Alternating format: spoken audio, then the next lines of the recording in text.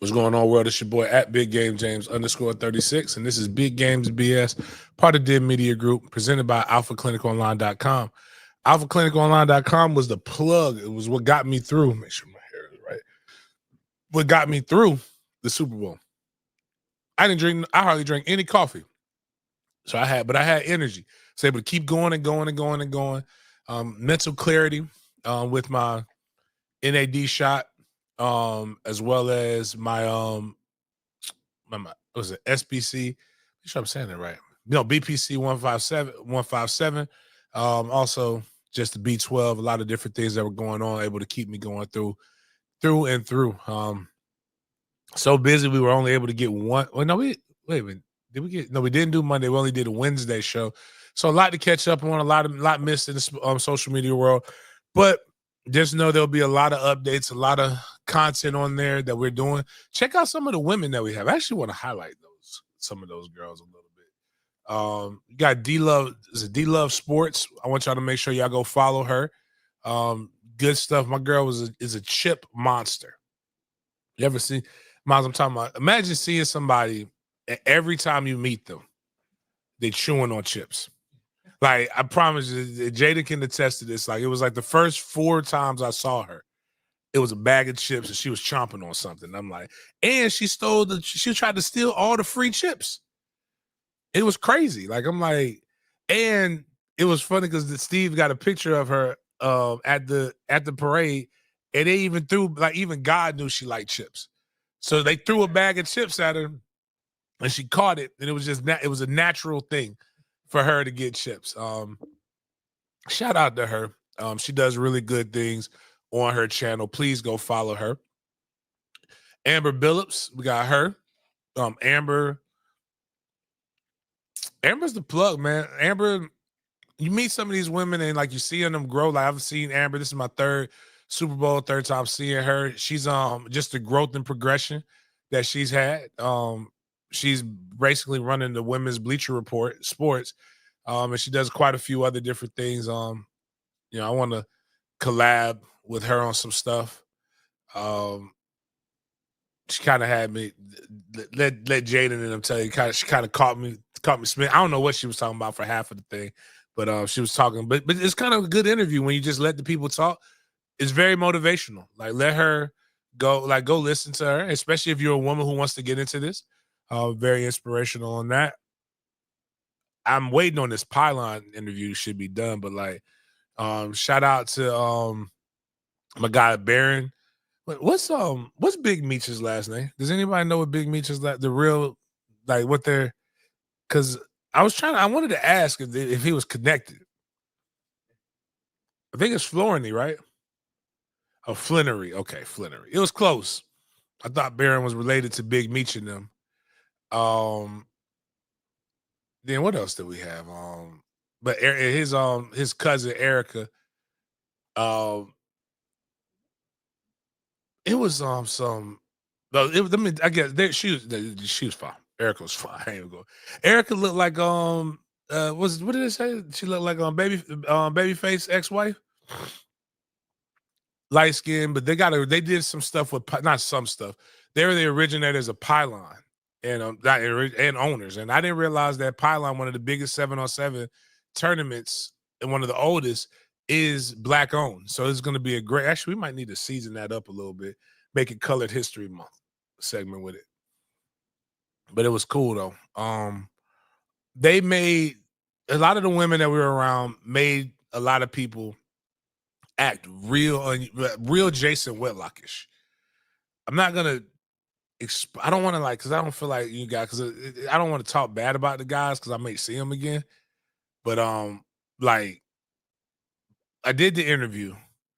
Then Buddy from this podcast came over and was just like, "Oh my God, did you see her?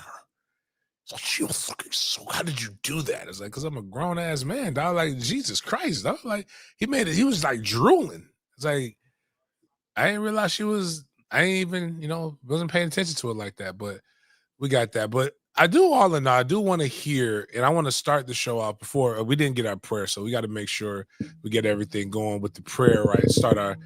We need to make sure we have we start our day with the Polynesian prayer. Thank you, God, for another day. Great.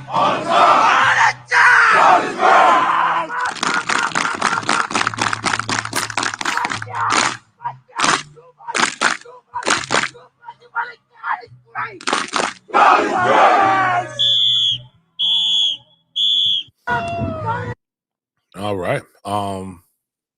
So we got that. We're inside of Goodfellas. Guys, this is the last day. If you need something to do with your partner for VD, come do them here at Goodfellas. We got a good $100 date. It's going to be, we set the mood, nice and romantic. You get a plated meal prepared, given to you. And, we have live music, all the different things that you could possibly want. Come celebrate Valentine's Day here. And if even afterwards, if you want to come afterwards, it's a good live band. Lots of stuff here for that. Before we get into, actually, tell us what we got. But I want to start off with, I want to hear Jaden's experience, his all-in experience firsthand. But tell us what we're going to be talking about after the tell us what we're going to talk about after you give your experience in New Orleans, because I think it's unique. All right, good morning, y'all. February 10th, day after the Super Bowl. So this is going to be a mostly Super Bowl centric show. Starting off with some, even though there hasn't been much college news, our college, FSU, was represented by Fox with Jameis Winston as a news correspondent during the Super Bowl weekend. So we got some funny clips about that. Then we're going to talk about the schools with a Super Bowl MVP, the colleges with a Super Bowl MVP, and the colleges with a Super Bowl champion as well, and talk about a statistic that Devontae Smith was able to achieve that not a lot of other NFL players have had the chance to do. Then we're going to segue to the NFL. Going to touch on the NFL Honors Awards. Huge commotion with those awards. And we also have to shout out another FSU alum. If you know, you know. Then we're going to touch on the Super Bowl LIX, Super Bowl 59. Talk about that blowout of a game and some of the funny / entertaining / polarizing things about the game. And then we're going to transition into our big Games B.S. segment. We're going to talk about some of the Lil Wayne halftime, or not even halftime, performance clips, because a lot of people were mad that he didn't get a chance to perform over Kendrick. And then we're going to huge shout out to the basketball world. Hubie Brown, legendary basketball figure, announced his retirement. Then we're going to show one of our favorites, or I'm not going to say best, but Super Bowl commercial from yesterday, and Taylor Swift getting booed by Caesars Superdome. So yeah, that's our outline for today, James, and let's get started. All right. So all in all, 1 out of 2. One, I don't want to say this because the first thing I did when we went on all of this is I felt bad because I'm like, Miles got to be here. We got to figure out, Miles, this is what I need you to do. We know when the Super Bowl is next year. All right. Don't use, you get 2 weeks, right? All right. We don't use your 2 weeks. I mean, like, we only need one. We only need you at one of them. But like, this is what you got to come here. So I'm gonna let Jaden explain this to you. So right now we have membership levels. So we got like my dog, Till Dog, Jaden's mom. So we're not gonna say all of this stuff because I don't want you. You're close enough to where you should care. Like you're grown, but you're not grown. You're still a kid. I learned that this weekend, that you're still a child, and it's okay. We're gonna grow you up though. That's the whole goal in this next. I think I got you a year and a half or something like that. You said you go to school next fall. Yeah, I know what I'm saying. Like we left stuff on the table, but we got to grow you up a little bit more. There was a lot of stuff left on the table, but we'll even get into that. We're gonna talk bad about people that I love, not bad, but just make fun of them a little bit. But if you're a greenie, I appreciate that. If you're colored, it's our month. But for $1,200, if that's $100 a month, you can spread it out. You could have experienced what Jaden experienced because we would have literally taken you everywhere. We could have got you in. It's not, I know we're not going to have 100 people at all in membership, but like, damn boy, I tell you what, like just some of this stuff, I did not realize how cool it was until we got it. But just tell me about 0 out of 10. What would you rate your experience? I would give it it was easily a 10. I mean, just starting off the first day we got there Monday, that was an opening night. That was my first ever Super Bowl opening night. So it was cool to see how they try to appeal to like the public of where the Super Bowl resides and have all the interviews and have the performances and stuff like that. So that was cool to see. And then you got a chance to see the players, see them interview, see the coaches. And then even when we talk about Media Row, that was just an experience in itself, just seeing a lot of the major sports figures y'all see on YouTube, y'all see on Instagram Reels, like right there in person. And yeah, that was a great experience, and being able to like share the same room with them and have the same, I don't know, you feel like not on the same level, but you kind of feel like all you guys are appreciated in the same sense from like a media aspect. And then a lot of the most like viral videos you saw in Media Row, we were in that room. Like we were literally, even though we weren't in the camera, we were still in that room when those videos were made and those viral videos were happening. So that was all in all in itself. And then the events after, like all the networking events, all the dinners, and the Lee Steinberg event, and all these different things, just getting a chance to network with people. It was great just meeting people, being in the same room as people I would never expect. NFL greats, entertainers, Jeff Hamilton. Jeff Hamilton, cool. Jeff Hamilton. Yeah, it was great. And shout out to everybody in NOLA. Shout out to Ant. Shout out to Steve. Shout out to everybody who helped us in NOLA. But nah, it was great. It was great. All right, so where did you? So Jeff Hamilton won. This is cool, smooth ass white dude that was at a party. You ever see like this person doesn't belong here, but they fit in? It was like just slick back hair, fly ass leather jacket, big ass belt buckle, jeans that were fitted, but like not the skinny jeans that people be wearing, but like you could just like, damn, okay, his jeans look comfortable. He doesn't look uncomfortable. Like those jeans were designed for him.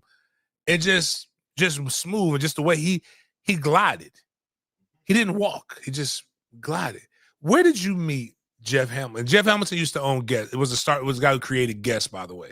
And he kind of just threw that in there. I got the interview, well, not an interview. I recorded him talking to Steve. It's on my social media. Where did you meet Jeff at, Jaden? Because Jaden's not selling his weekend right now very well. I don't know why, but where did you meet Jeff? Yeah, we met, I don't know what the actual name was, but it was the Jordan brand party. It was the Jordan Super Bowl Michael Jordan party. The Super Bowl Michael Jordan party. Yeah. So that's the night where we met like a lot of the. Like, I want you to reiterate what party you were at. The Michael Jordan. Because I don't think people are going to understand what party you were actually at. Yeah, we saw Jeff Hamilton, many other people at the Michael Jordan Super Bowl party. It was actually called the family party. Yeah, the family party. So we were family with Michael Jordan at this point. Like we were treated better than this because we one thing we're not gonna do is snort cocaine with a white woman and turn on the train track. We know better than that. We snort our cocaine the proper way, like you're supposed to, in behind closed doors. But you were at the Jordan party. Who else was at the Jordan party? Did you see? Man, I got a chance to dap up Charles Woodson. We saw Travis Scott. Tell him what happened with you and Travis Scott, Jaden. No, so Travis Scott rolled in like 10 deep with his security, and we were all kind of gravitating towards him. I had my DJI on me, my camcorder. If you don't know what a DJI is, DJI Osmo Pocket 3. And I wasn't even recording Travis Scott when we were walking up near them. I just had it on. And then one of his security grabbed my camera out my hand. He's like, "You got to delete that." I'm like, "Delete what?" I wasn't even recording. And then I was like, "I'll turn it off for you right here." And I turned it off. And then another one of his security guards clocked me, was like, "I know you got that camcorder." And I was like, "Your buddy already almost took it, so we ain't got no problem." But yeah, he almost took my camera, man. I would have been so mad.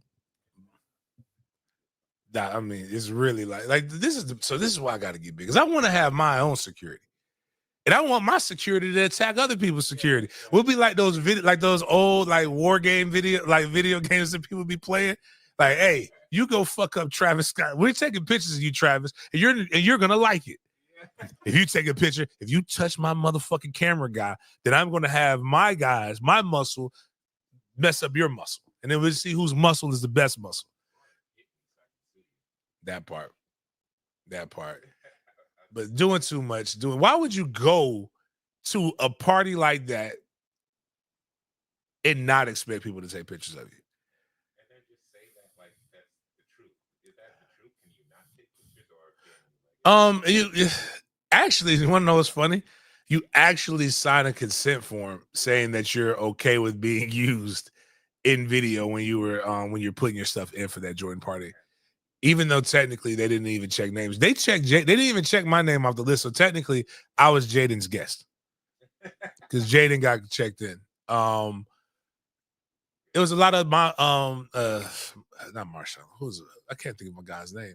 Marshall Falk was there, Warren Sapp, Tiana Taylor was there.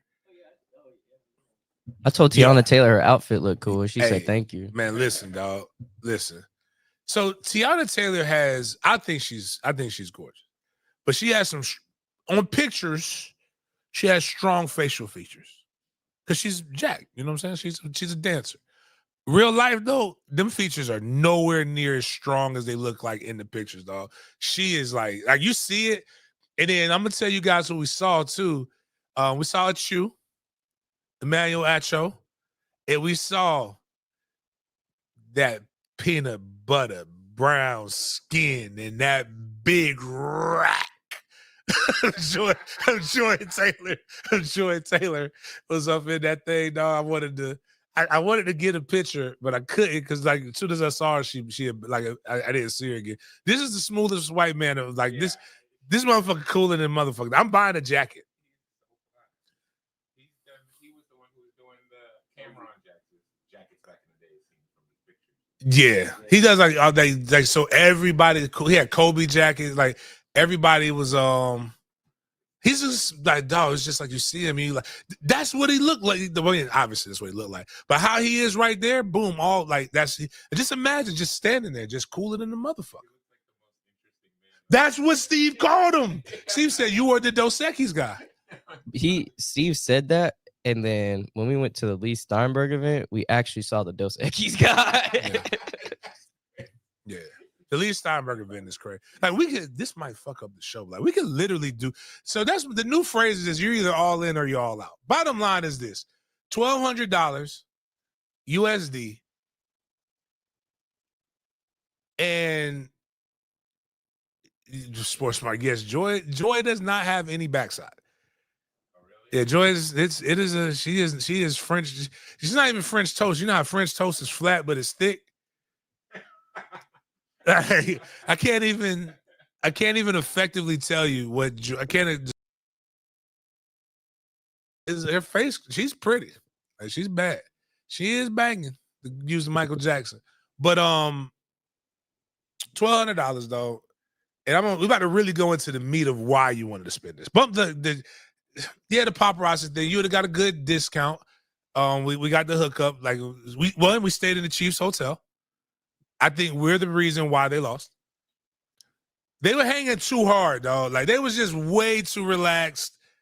Like they didn't care enough about what was going on right now. Like we were on Canal, which is like right around the corner from Bourbon Street.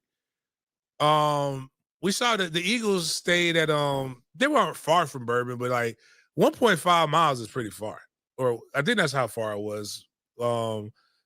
They just were. It just felt like they were in a whole different world. Bourbon is too tempting.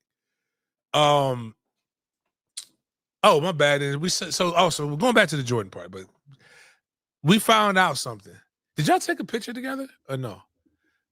Jaden could go for Bryce. Jaden could be Bryce Young's stunt double. Like it's just like they were. When you see them both together, He was just like, all right, they got to be brothers or something, dog. Jaden might be a little, because even though Bryce has clearly been eating good, he's still petite. Jaden might be bigger than Bryce Young right now. Jaden's about to put up about to pull it up. So, but at that Jordan party, we had cigars, we had tequila, like Jordan brand tequila, which is okay. Like you had to get the mix. You had to mix. I don't like mixed drinks. But it was fly. It was a lot of the who's who was there. Just that alone, going to that Jordan party and posting on your social media will make all your friends think that you're somebody that you're not. While Jaden's looking for his real life twin, we'll talk about other things. Like, so we had the Lee Steinbart. Oh yeah. Oh, check. I'm so disappointed in Offset as an unapologetic Cardi B fan. I understand Cardi's wild. And Cardi's is heavily made up, and she's also heavily heavy GMO. But I still like Cardi B. I don't know why. It's just something about her. When you get looking for your woman, you want her to be, you want her to have a mind. You want to be Claire Huxtable by day, Cardi B by night. Offset brought in some of the most Middington that I've ever seen in my life for a celebrity. Oh, she was mid. It was not good. It was not a good look, brother. You can't go from Cardi, like, and I'm not, I mean, man, you know, and I say that, and it's hard to judge based upon, like, okay, let me put it like this. He could have, what he came in with, he could have left with something better. And I think that's disappointing for what he's supposed to be, you know, saying he is as a rapper. Like, you would think you would have better, like he would have better options. He's Offset, he's rich. But if he's happy, I love it. But you know, and also people like Offset, he wasn't crashing out. He was actually pretty cool. I think the pictures don't describe what he was. He was actually trying to find park, like trying to guide his driver. Like, it was nowhere to park. It was very tough to get around. He wasn't going around looking for Cardi B. But I'm gonna tell you what crashing out is. Like, you out here, I get it. She's, again, I like her. Cardi can actually rap, dog. But you keep throwing that thing in a circle around, like, okay, we get it. You're single, baby. We get it. We know. We see the headlines. Like, if you going around, got to keep letting us know. Name a Cardi B song. Which one? I like it like that. It's one of my favorite ones with Bad Bunny.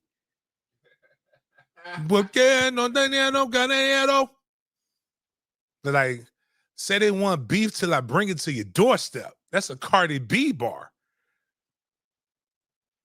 Oh, name Offset. Oh, but like, oh shit, I don't. Does Offset have songs by himself? Should I know him? I probably have rapped a couple of them. I'm sure I've heard him at a club. I know Migos. But Offset's was not just the Migo that I would want. They killed the good one. But Bryce Young, we have pictured Bryce Young and Bryce Young. Bryce Young and Bryce Younger. If he took the glasses off, cut his hair down a little bit more, you would see more of the reaction. And that's my guy, Steve, the photographer to the stars, out here when we was outside. Have you ever been to Cali? Okay, so let's see. But that was one party. We went to Lee Steinbrenner. That was crazy. That was the who's who with their Ben Olympian. We got some of those interviews coming up. What other parties did we do? We went we went to a whole bunch of other. Oh, the media night was cool. It's all a blur. I got to sit down. Sitting down and I was writing. It does. That's not why you want to pay $1,200.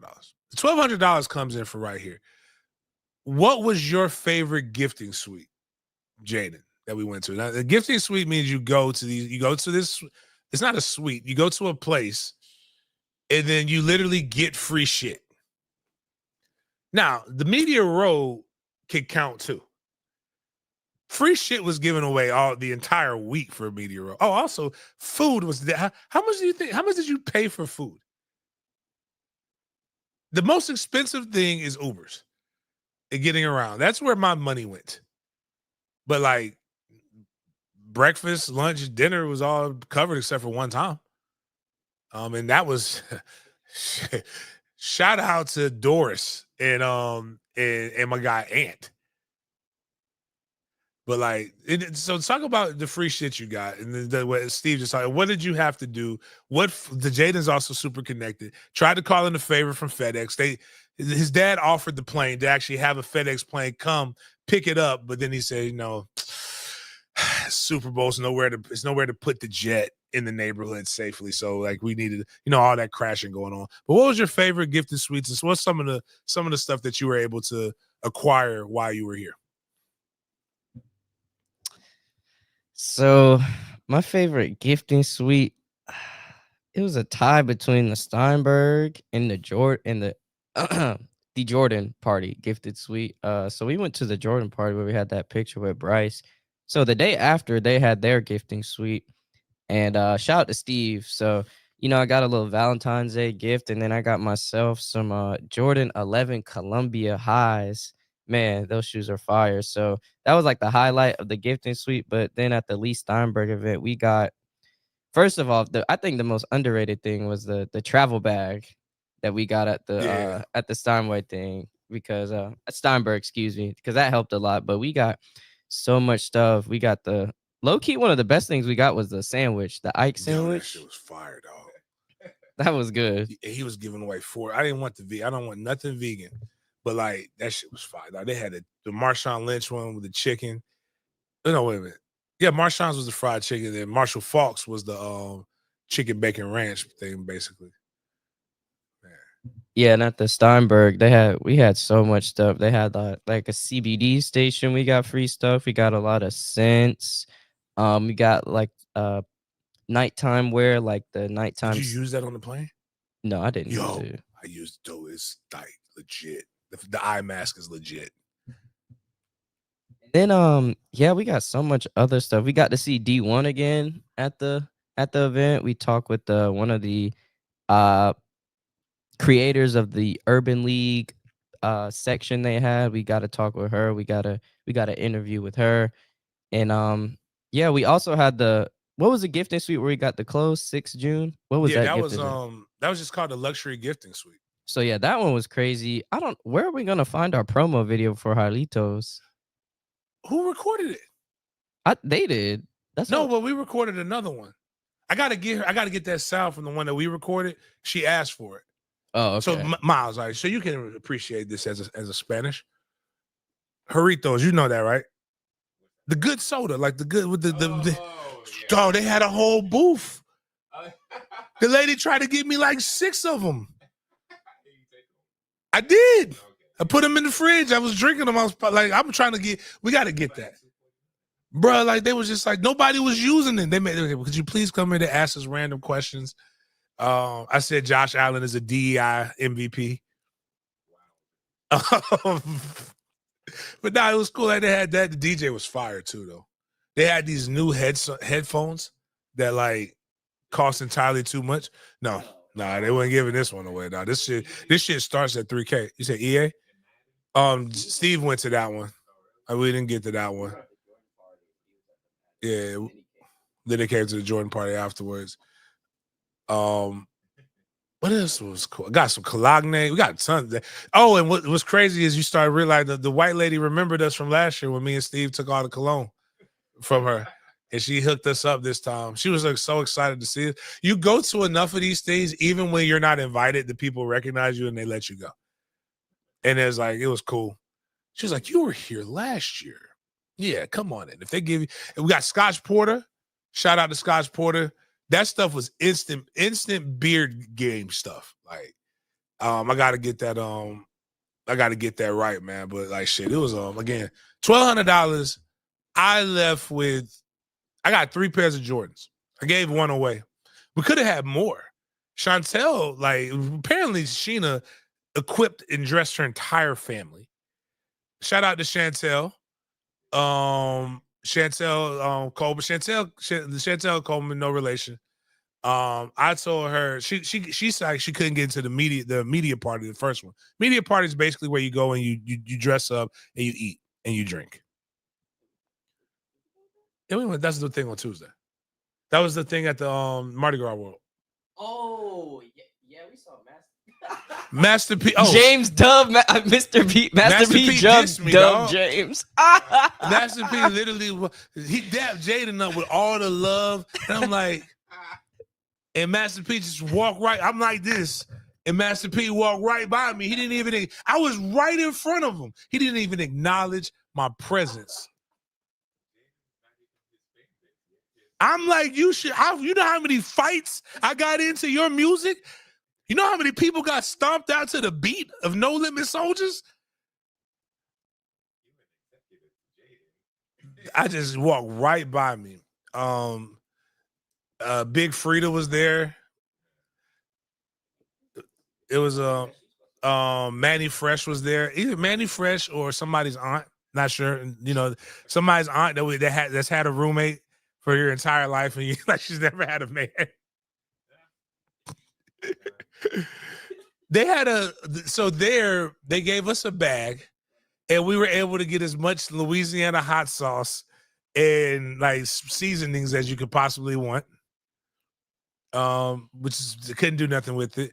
They had tons of liquor, tons of food. They were giving away hurricanes, with a little like portable bottles. There was a lot of alcohol, a lot of liquor.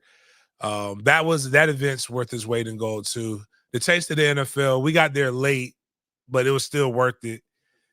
Later, like shit, we ate like shit, but the fucking just to even get to the back.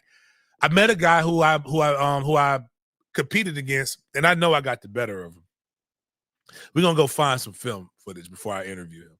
Apparently, he knows my guy ET. Because we were talking yesterday. He did give me. I lied. I was able to get one nitro cold brew. It was the last day I was there, and it did power me through the night. It was amazing. It was ice cold in a can. I cracked that bad boy open and I drank it like I was chugging a beer. It was awesome. It was good stuff, man. I mean, New Orleans was cool. I don't think it should host another Super Bowl per se, unless they do it different. It might be because of the two teams. People are tired of the Chiefs. Like maybe we needed another team to represent it. But I do know this: if the Jags went there, it'd have been crazy. But between the luxury gifting suites, I know we didn't get all of this from the Steinbrenner, but because apparently we missed the electric scooter. It was like two things I think we missed at the Steinbrenner that would have bumped it up. But apparently people could get $50,000 worth of gifts from the gifting suite. That's what they say the value is. I doubt it's really 50,000, but they said that's what the value was. I know. I would say we probably walked away about $3,000 to $5,000 worth of gear. The $1,200 facial shit that the lady was saying, I don't necessarily care about the $1,200, but whatever. Then the luxury gifting suite, I'd say was at least a stack, maybe with some of the stuff that I got.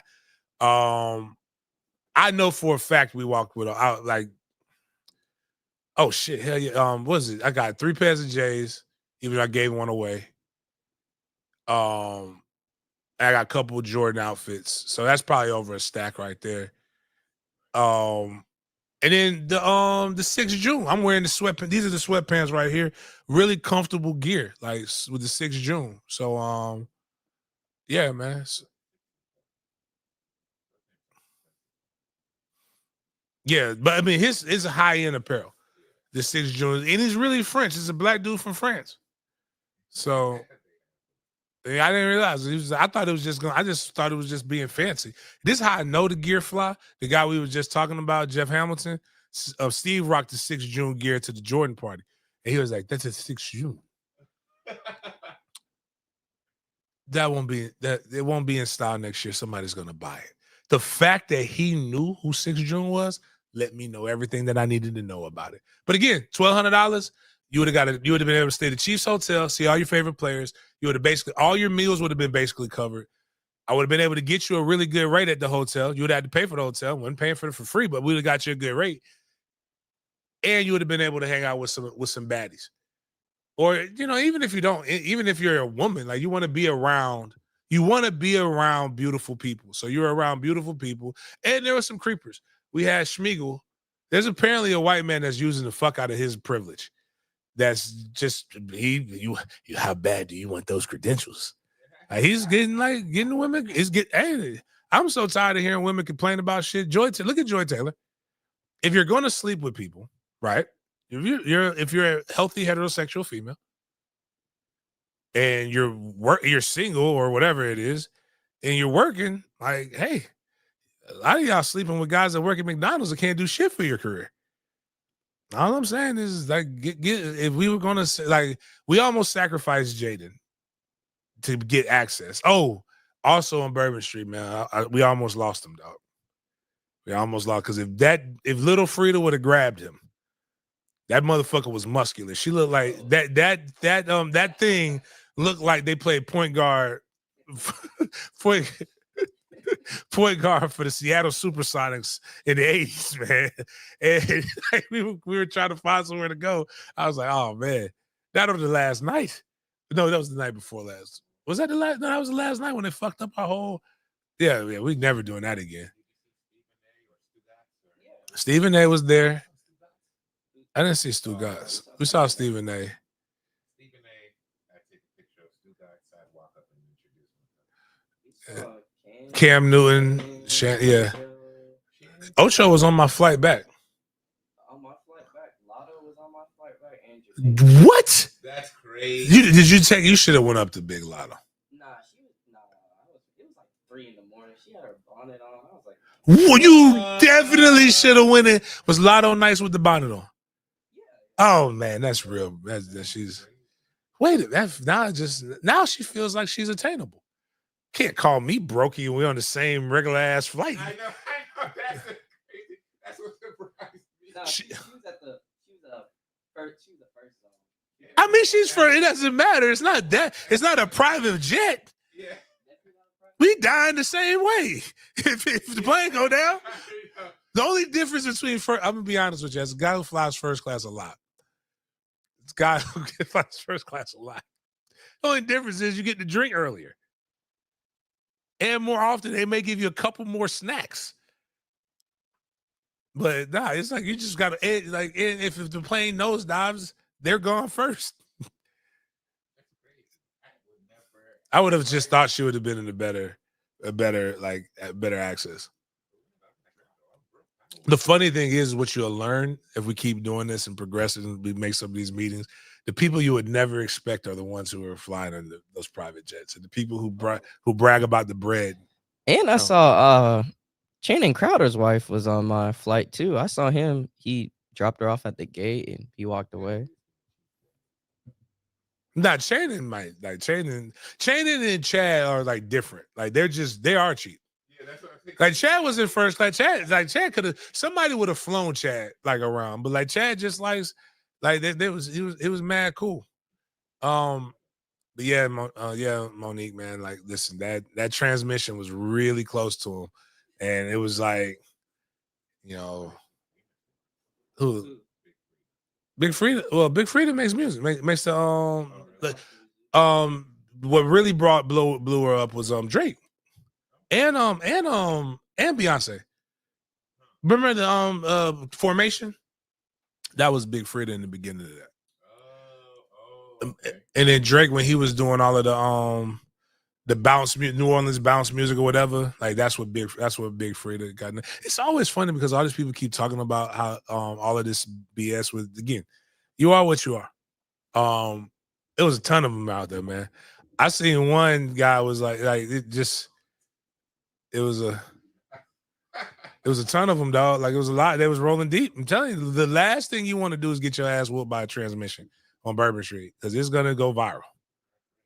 And like this. Transmissions and the aunties who look like Manny Fresh, because XX polos, they take all the XX polos, trying to hide them things. They're at $65 a pop. They're always gone, and you never see them working. Like just think about all the high end jobs you have, right? Now, if they are, they're community people, but like they're not like working at a bank. They're not like working at some of these other places, but I don't ever see them work. So either they moving packs or I don't know what they're doing. But anyways. But like all in all, the party was great. It was a week's worth of stuff, and we got a ton of content that we got to put out. And we should have got we could have got a few pair of Specialized Air Force Ones, but we had to leave and go to the yeah.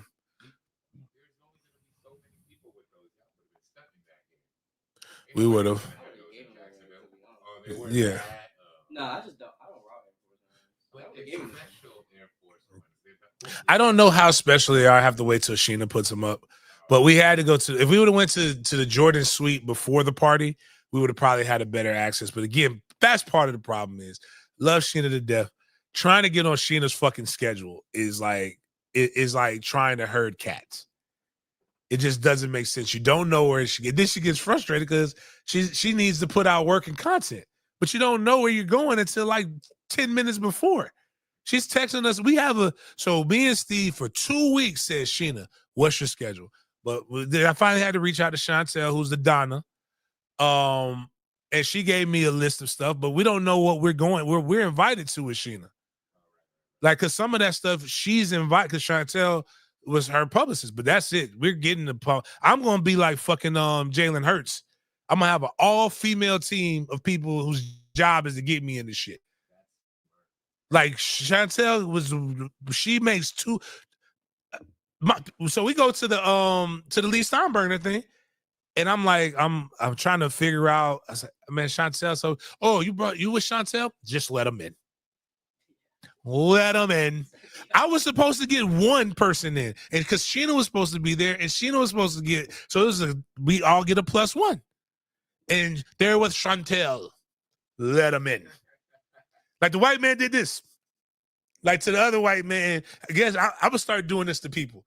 Like, let them in. And then all we were in. But Chantel was like, Sheena's just not showing up to shit. And it was just wild, dog. But I mean, but the flag football thing with that they did was the team, I don't know what the team was, but it was like a bunch of girls and Sheena was interviewing them.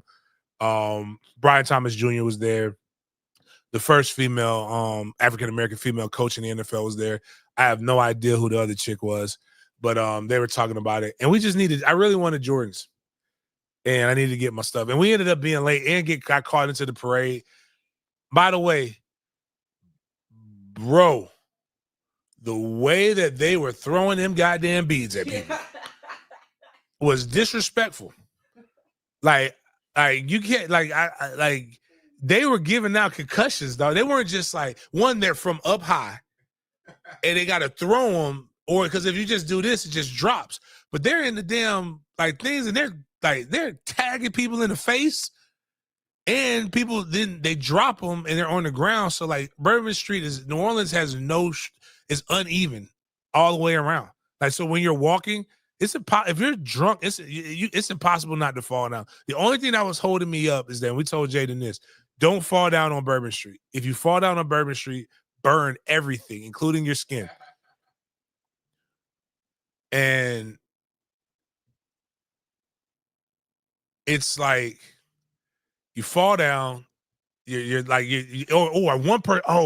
she had the black and yellow Jordan 4s, bro. I would have the sneakerhead in me.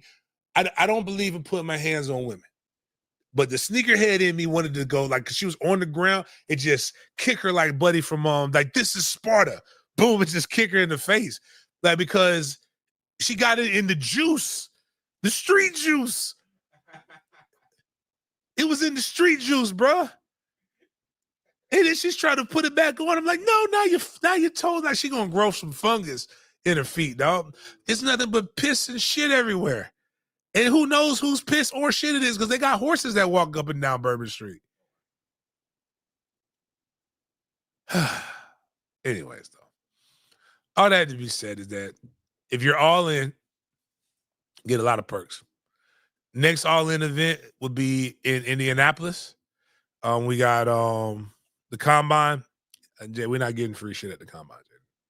just a lot of great interviews and hanging out and seeing a lot of your favorite NFL people. But the next big all-in experience will be Alabama. Oh, I got a call while I was there from twice from a one Peter Ward.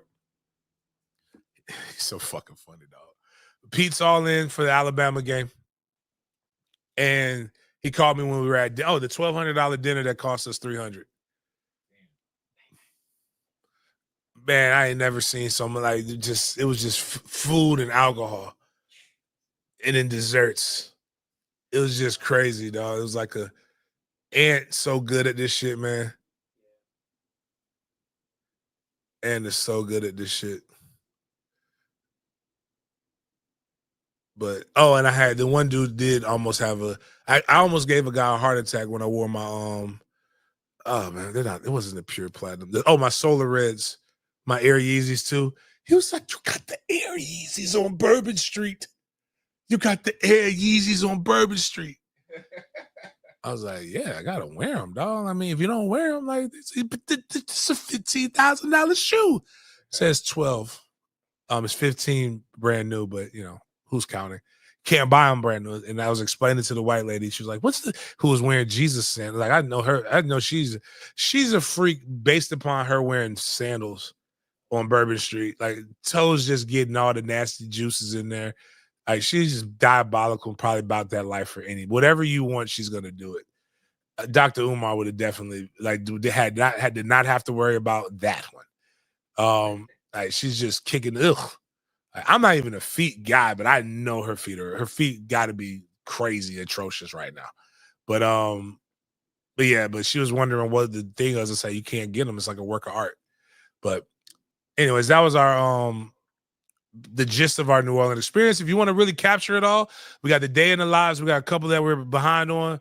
We got the events so you can see them, and we'll be putting that up. Plus, we're gonna probably be putting up these like half commercials for these people. Hopefully, we'll get some sponsorships out of these motherfuckers. I really want to see that Joritos one because like I fucks with that soda.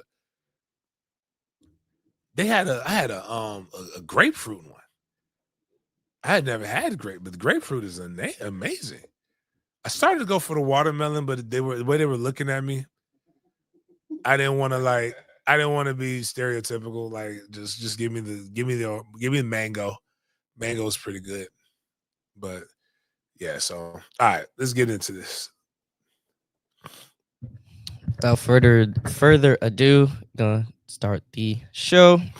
So, like we were saying, Jameis was represent FSU to the fullest yesterday with his Fox digital correspondent role. You can see him and Bert Kreischer right here. He's also a FSU alumni as well. So if you can see the sign Jameis is holding up, he has the Fox abbreviation, and it stands for Found Your Next QB. One of the things Jameis kept asking the players during opening night was, where should I go? What team should I go to? He asked Nick Sirianni. I believe AJ Brown as well, but Jameis was doing his thing. And man, what did you think about all the Jameis videos, James? So, one, Jameis is really, really good at this. I really enjoy it.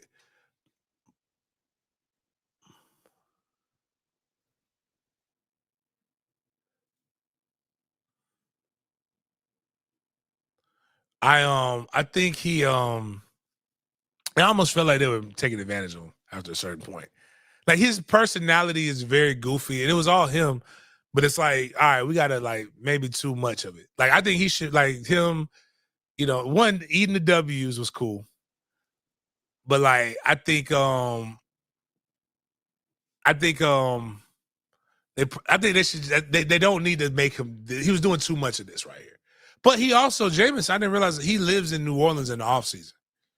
So like he's still there. Like that's where he went to after the season. So like, but they were I'm talking about they were working. I saw his guy with Just Win Management on Radio Row. Like he was not like he was boom boom boom boom boom, just doing every podcast, every show. But putting him and Bert Kirshner together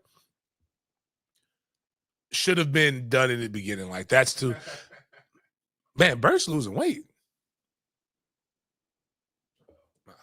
But like, that was a good it was a good. So, I mean, like I said, it was very because it's natural funny. That's the beauty behind all of it. I'm trying to like him going up to the boat with Shad Khan, trying to yell outside to do that. Him riding the bike, they probably should have told him like, don't sing. But it was just all like when he was doing the interviews and like these interviews were good because he like one of them he was rambling, he was saying some stuff, and then he said, I say all that to say, what's your favorite color? And I said, yo, that's fucking hilarious, man. But it was good though. I mean, all in all, it was good. Kudos to him. Kudos to whoever brought this to light. Jameis is actually a guy, much like Chris Rickson. I gotta get Chris. I saw so many other people that want to be started back with this Dope Boys stuff. When you really look at what Jameis did in college, and you really step back and you don't want to troll, you look at what happened. The biggest thing that saved his life was him being a nut ass freak pool. Them having to record the sex session. Like that's really like if people want to know, like why did the only people who got punished by the university for that were right now current Jaguars corner, and then who it was two guys got punished for it, but they got punished by the university because they recorded a student without their consent. That's why they got punished. If Jameis and you have to remember that the state attorney saw that, and that's why they did not bring charges against them. Rape is considered forceful. Yeah. You can't force somebody to, like when you're on top, it's not forced. When you're giving fellatio, that's not forced. Like you're not getting like, again, so he had a bad situation. To quote the gay thespian that went to the Baltimore School of Arts, it's a lot of real G's doing time because a groupie bent the truth and told a lie. And the lady said she was a well-known cleat chaser. That is what her and her friends called themselves, cleat chasers. And they didn't report it until after this man was playing baseball. And they didn't even bring it back up until he became the starting quarterback. They were trying to protect him. He was the backup quarterback to EJ Manuel. So like he wasn't even like famous. He wasn't famous Jameis yet. And Jameis Winston was a 4-star prospect. It wasn't like he was the number 1 overall quarterback in the nation. We all knew he was going to be good, but nobody knew he was going to be Heisman Trophy winner. And they went for a bag. And they got a bag from the university, but like now, fuck that bitch. What he got suspended for was doing a viral sensation where old white man was going around yelling, fuck him in the pussy. Was it fuck him right in the pussy? Which in theory is being considerate. You got to think about how Kobe got jammed up, was trying to fuck him right in somewhere else. No lube, didn't warm him up, didn't warn him. That's uncomfortable. I can see that could be uncomfortable for a woman. So saying fuck him right in the pussy is actually, where it's designed to go, right? And he yelled at in the student union on top of a table, and that's really, he got jammed up because the block was too hot for him right there. They got suspended for 1 game. And so as a guy, and I'm like, in the student union? Yes, well, it can't go back and suspend me from a game. I may or may not have been involved in 2 brawls in the student union. Like anarchy. Like I ain't talking about a little scuffle. I'm talking about people went to the hospital. Yeah, like nobody died. Like he just yelled. Like that brawl, some guys decided that they were doing their little stroll, and maybe they decided they wanted to fight. And we rolled deep on the student union on Wednesdays. See, it wasn't like that. I think the student union they already demolished it when you were there, Jaden. So like the student union on a Wednesday was the Black Day. It was a flea market there. There was all kinds of stuff. Like that shit, like they were selling stuff. Like you go get the market. Yeah, you can go get some cold. Like I was getting the best DVDs. like during that time, dog. And then like they played music and like the Greeks and shit would come out there, and like I think it was the Sigmas the first time, and I think the Iotas the second time. And they got mad because somebody just decided I didn't even know what the fucking Iota was, but like the Sigmas decided that they bumped one of our guys, and we're the largest fraternity on campus, the football team. So like one go in, we all go in. I think it was like 40 to like 10, and it didn't end well for him. But no suspensions were handed out. I don't even think we got in trouble for it. But that's what Jameis did. When you really sum it all up, he's not done anything besides be awkward. And that's not a crime. And when you really get to know him, it's all genuine. He's actually a really good guy. And it's funny. That's why I always tell people when they say, like, "Oh, put God first." You don't like God like that. All this man does is talk about God and crab legs.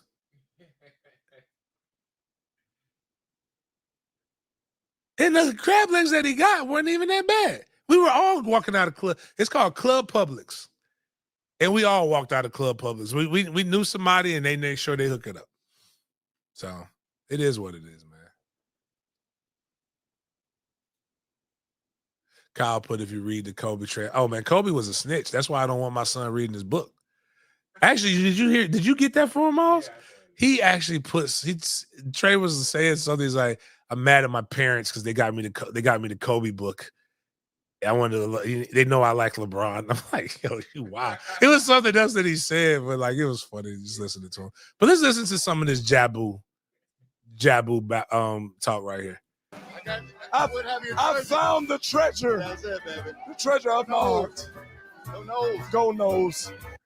Man, dressed like a pirate. I found the treasure. That's it, baby. The treasure of my heart. Go nose.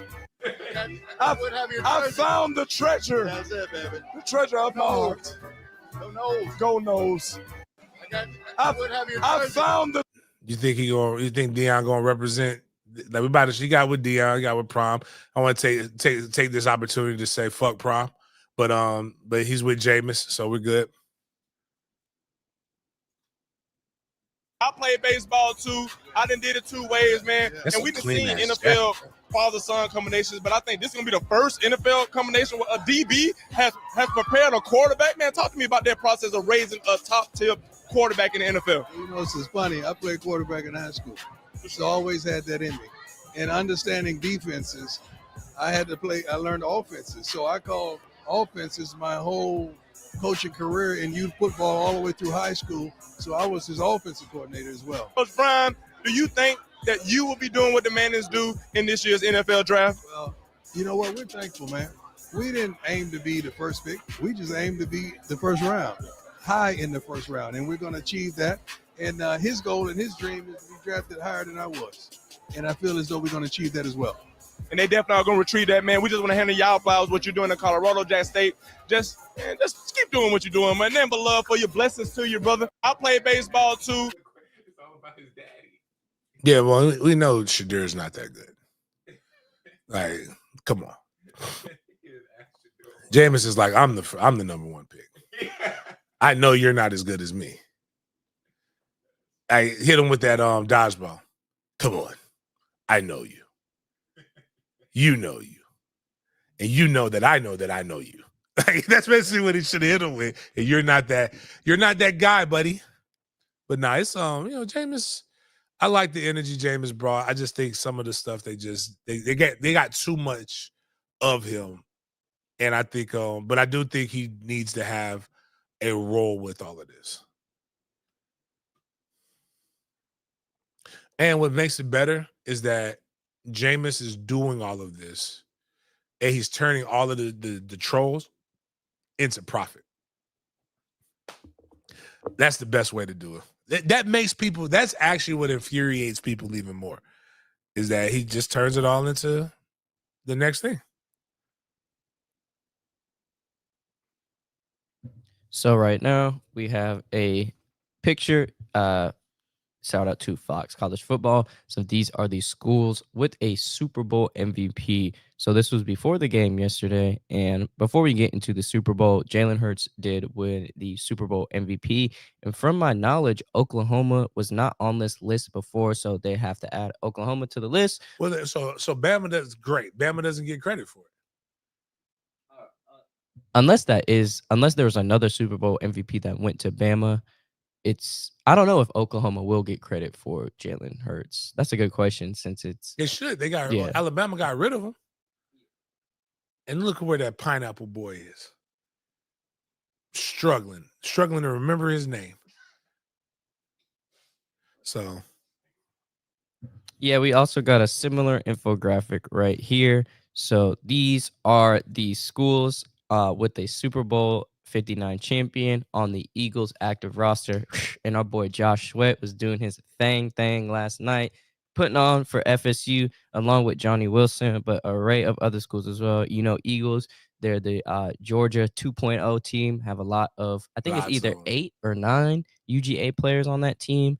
Alabama has 7, I believe. They're all in the same kind of realm, but a huge shout out to them boys right there, putting on for their school, putting on for their college. And you got a shout out to Devontae Smith. He did one of the hardest tasks you can do as a football player. So he won he was a Heisman winner, a national title winner, and a Super Bowl champ. So he is the fifth player all time to win all 3 awards. He joins Reggie Bush, Tony Dorsett, Marcus Allen, and Charles Woodson. How big is this accomplishment, James? it's very rare. I think William Floyd, I believe, is the only person to do the back-to-back years.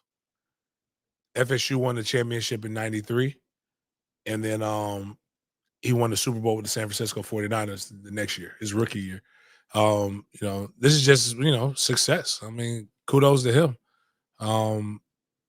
I mean, hey, the Eagles. I forgot to text Dave Caldwell. Big ups to that for you know what he's doing with the Eagles. But like the Eagles are just smart, man. Don't make it. This is their perfect example of don't make this too hard. Draft the guys who or pick up the guys who are used to success. You see it with your own eye, and that fits your system. And I think they continue to do that. And it's further proof that it wasn't that Doug Peterson was the problem. Like everybody tried to get Doug Peterson's ran into the same issue, 2 different stops. Philly is one there with their second. It's the second in 7 years. They've been to 3 and 7 years, and this is the second one that they've won in 7 years. So kudos to them. And I think they're going to be pretty good for quite some time. Shout out to Josh Sweat, who about to get a brick, though. He about to get paid. He should have been the MVP. Even though this was the week of the Super Bowl, this was the week that the NFL Honors announced the season awards, and a lot of people took trivial to the Honors Award, especially when it comes down to the MVP winner. But before we get into that, Joe Burrow won the Comeback Player of the Year, and I believe this was his second Comeback Player of the Year award. He mentioned that when he got asked about it, and he kind of was hesitant about it because I don't think when you're someone who's been to the Super Bowl and lost, someone who's gotten there, you don't want to get the Comeback Player award twice. But getting off from Joe Burrow, man, NFL, LA Ram player, FSU dog, Jared Verse won the Defensive Rookie of the Year. So James, what do you have to say about Jared this year and all the things that he did? He's the only person that made 77 from the Eagles look like a little boy as a rookie. He's only going to get better, and he's going to be probably used better by pundits than Florida State would use him for recruiting. To me, JP, if I was Papuchas, I'd be like, Jared Verse, Jermaine Johnson. You go somewhere else and they're not going to use you, but you come here, I know how to use you. Look at what I produce. 2 first-round picks. Defensive rookie of the year. They don't just go and not have impact. They go in there immediately felt. And I think that, but what I'll say is that they're going to probably try to falsely use this. And this doesn't mean that there's not some truth to it. That this is why you don't care about rankings. Man, listen, dog. For every Jared Verse, there is 5,000 Marlon Napiers. You say, who is Marlon Napier? Exactly. It happens, man. Some people do get overlooked, but Jared Verse's story, what should be used is his story of not giving up and making the big time where he was at Albany, forcing people to take note and recognize how good he was. Where he was at is what got him to where he was at. So, but I love it. But going back to Joe Burrow, didn't Hamlin almost die last year? And did he get one game away? Like, I'm not saying he was like great, right? But he started. They gave it to him last year because last year was when he almost died. Now things are becoming a blur. I thought it was good. Yeah, because remember last year was when he wore the jacket and all the people were upset about him wearing the jacket that had a cross and they were trying to like, don't know, man. People be making these parallels and shit. Y'all got way too much time on your hand for some of this shit. But when did Hamlin almost die? He didn't win it last year. Joe Flacco. Yeah, so he lost to a quarterback twice. Yeah. Like, this shit doesn't make sense. I think it was last year. Okay.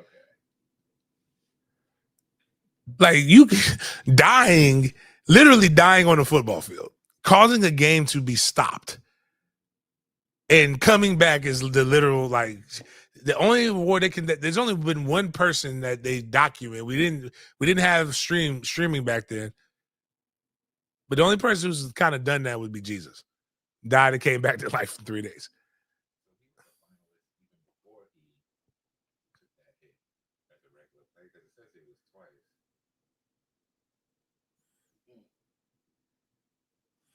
But yeah. But so some of the other things, Miles, we got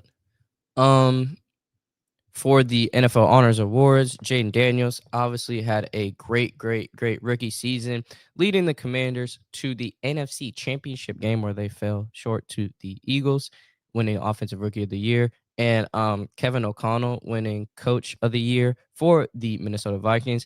Jacksonville Jaguars' very own Eric Armstead winning the Walter. And that's the problem. Therein lies the biggest problem right there. We don't need more. We don't need any more good men. We've got enough of them. Like, I need some bad people. I need like somebody who's a community terrorist or some shit like that. Like Eric is doing too much. Eric came. We didn't bring you here for that, man. We brought you here to be considered a bad person to quarterbacks. We didn't bring you here to build a community. And then Patrick Surtain II winning the Defensive Player of the Year. Then we transitioned to Offensive Player of the Year with Saquon Barkley breaking that 2,000 rushing yard mark. And this season, Saquon had the most rushing yards in a season that includes regular and postseason, obviously.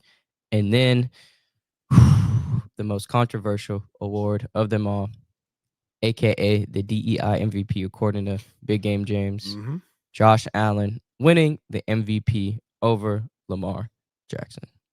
James, what do you think of this, quote, DEI MVP? Here's my real thoughts.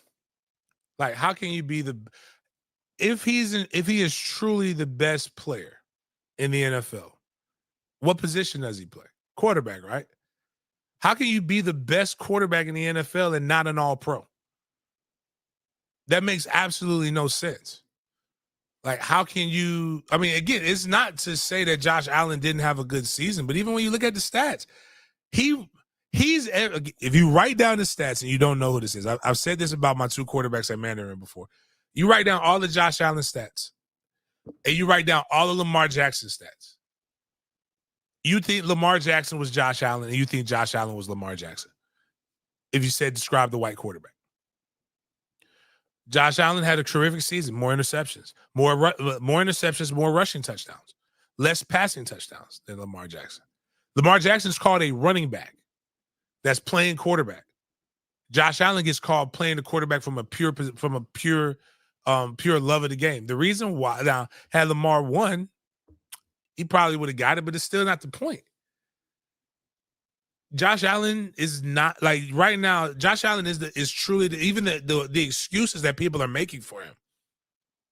They're making the good guys excuses.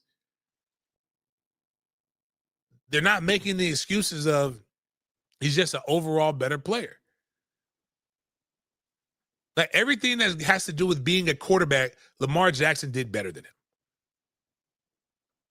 And I would argue this. Like if you're trying to build a franchise right now, who you taking?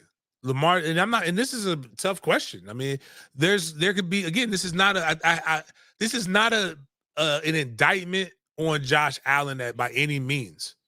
Josh Allen is a hell of a ball player.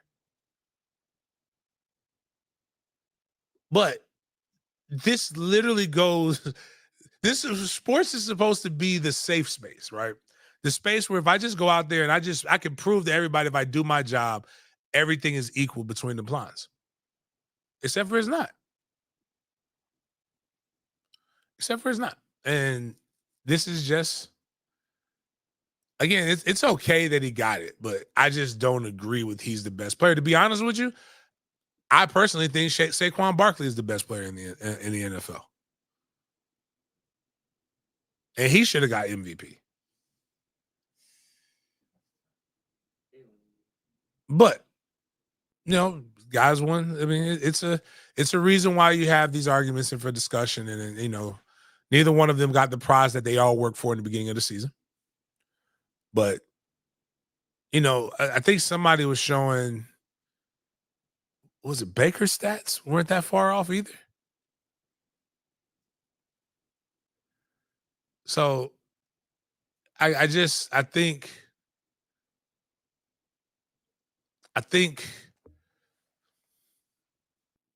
like I said, DI. DI. And they get it. And the aggravating part is the aggravating part about all of this stuff is that people recognize other people's arguments and things that they don't necessarily consider. So yeah, so that's wild.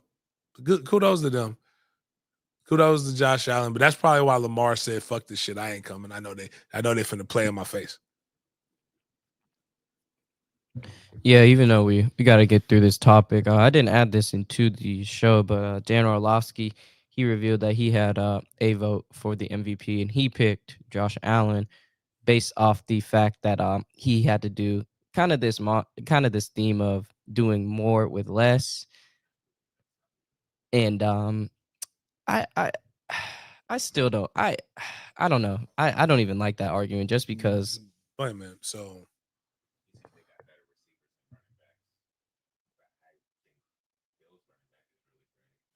Yeah.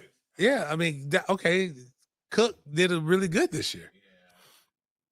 He had they got rid of Davis, but like they didn't go down. I mean, clearly they caught a lot of fucking passes. To be honest with you, Lamar has people that just didn't catch shit, so it couldn't have been that great. I don't know, man. I just think Dan's just like okay. To be honest with you, if that's the case, then he should be all pro.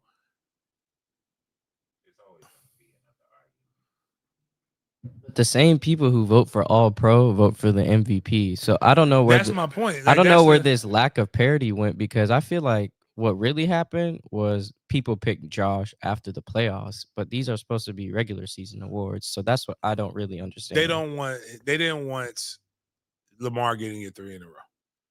Not 3 in a row, excuse me. They didn't want Lamar getting three MVPs because it already spits into the fact that they said that this kid could not play quarterback. Everything that they've ever said about Lamar Jackson has been unequivocally untrue and bullshit. He needs to go. He's not a quarterback. Like from Irsay saying, well, he doesn't have the measurables to play quarterback. He's too short. He'll be a wide receiver. But then saying Baker Mayfield was a fucking GOAT. That's 2 inches shorter than him. Saying, oh, he made a mistake not running the 40 in the combine. Like everybody needed to see that when he knew he was going to put up a number that was so amazing that was going to push the narrative that he should be a wide receiver instead of a quarterback. For him hiring his mom as an agent to say, and people saying the dumbest shit, like, well, how are they going to get in contact with his mom? Like, there's not a fucking, like, do your job.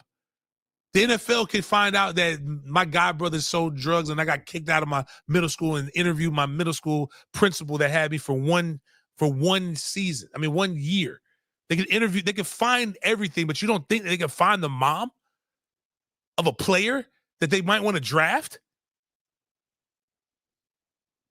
It's the aggravating part of all of this stuff is not so much that people will tell you that doesn't exist, but they'll play in your face about the bullshit and then call you crazy.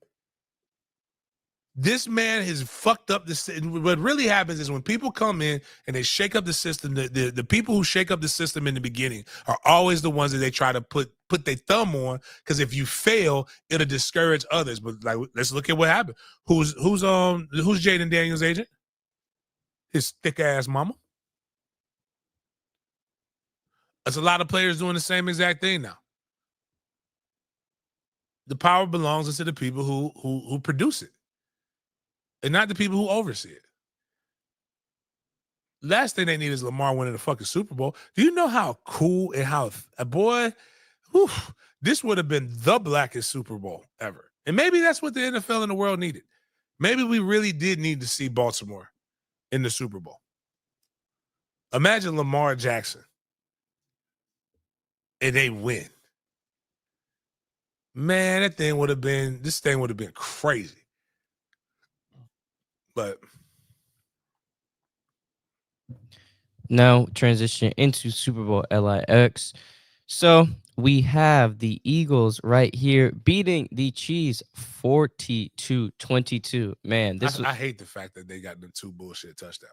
Yeah, the game shouldn't have been this close either way. But yeah, like James was saying, I'm pretty sure you're talking about the 2 Xavier Worthy touchdowns. Yeah. Oh, I was just thinking of the video I saw when he was Xavier Worthy. Oh my God. I'm so disappointed in my friend. Oh man. So before we get into some of the more unknown stats, we guys, we like to break things out with y'all. The stats and the team stats, scoring, play summaries. So yeah, just read out some of the key stats. Patrick Mahomes, 21 of 32, 257 yards, 3 touchdowns, 2 interceptions. Jalen Hurts played a phenomenal game, 17 of 22, 221 yards, 2 touchdowns, 1 interception. He also had 11 carries for 72 yards. I was glad to see him use his legs. Saquon, 25 carries, only 57 yards.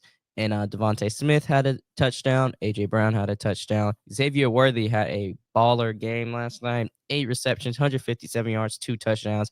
And D-Hop had 1 touchdown. Now we will get into the team stats. We can break some of these discrepancies down, understand why the game was the score, and how everything panned out. So I'm going to zoom in a little bit so you all can see.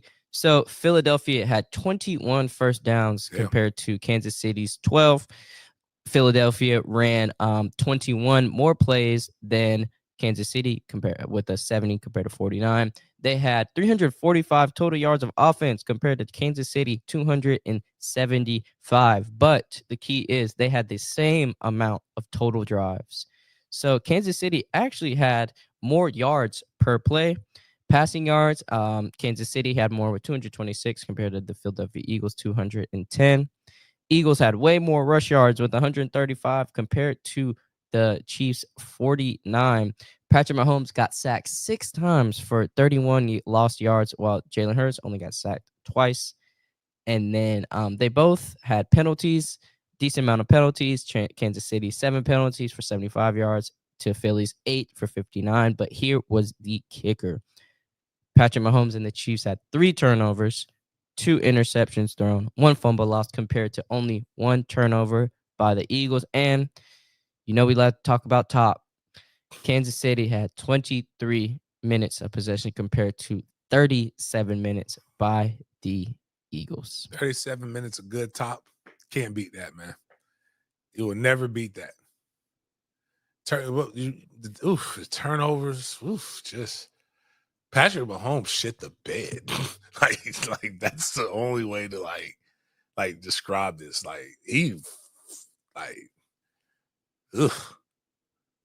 Those dudes were like they had a deep hatred of shout out to the DEI corner. Y'all found out about him through us. Cooper what was it? How I say his name? Cooper DeJean. Exciting whites. We put that 40 up there for y'all. I told you, man, that boy doing his thing, man. Doing his thing, man. Overall, not the game that you want when you have a cigar lounge and you're hosting a party. But definitely, like if you like just dominating wins and performances, very dominant. It shows you though. Again, good top. Life successful in life. Good top. Pound the ball. And don't turn it over. Or don't come too quick, basically. You can use that however you want to. You can be successful in anything in life. That's all the Eagles did. And again, he was 17 for 22, was very efficient with the ball. Little brotherly shove in there early on. And I think the thing that was the most impressive was the field goal kicker display. That bitch was poised like a motherfucker. Was just kicking the fuck out of that ball. Like the Eagles kicker. But if you we're about to see a return to physicality. And we gotta get that interview with fullback one-on-one. Me and again, guy I met, Lorenzo Neal, who huge fanboy moment for me. Bring the physicality back in football. And you see what happens when you actually put foot to ass. Like you can literally they literally thoroughly whipped the fuck out of Kansas City.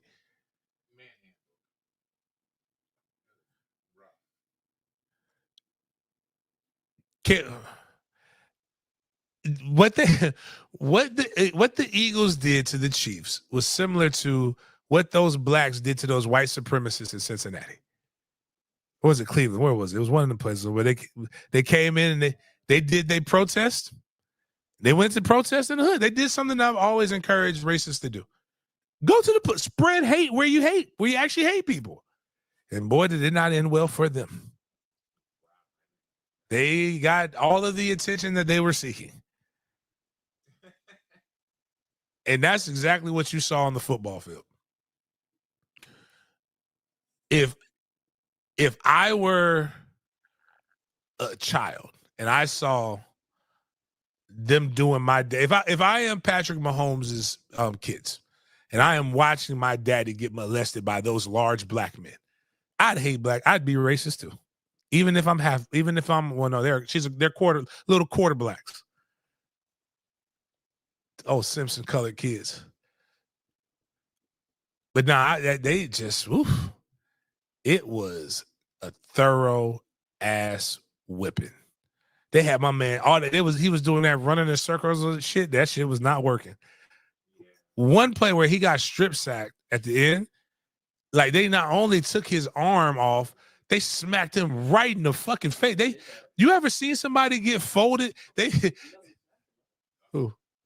Jalen Carter. We know Jalen. Yeah.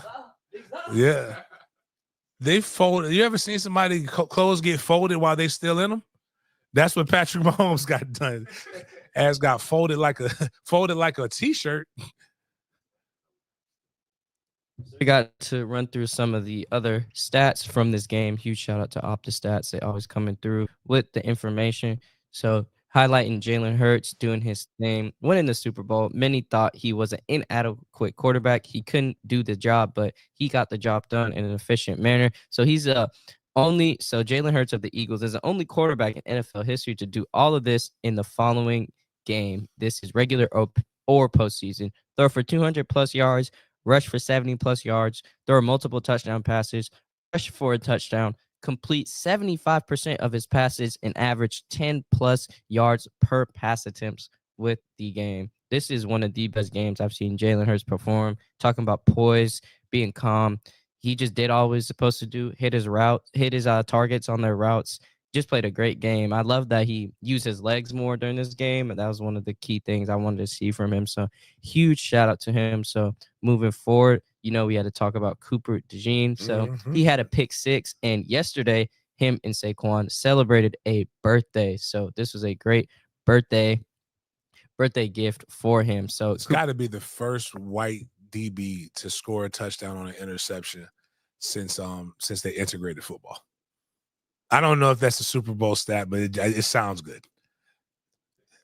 This is why diversity, equity, and inclusion is important. Both of these guys, Cooper and Jalen Hurts. I grew up in a time where seeing black quarterback was a novelty. Now, they gave a couple guys like Randall Cunningham, shout out to the Eagles, opportunities. They gave plenty of guys opportunities, and now it's not like they can play and they can have success, or they can fail, and it's not an indictment of an entire race because they gave people an opportunity to be able to show. I'm going to be honest with you. I've learned this from white people. This is like white DB coaches don't recruit white DBs unless they're 2 times better than the blacks.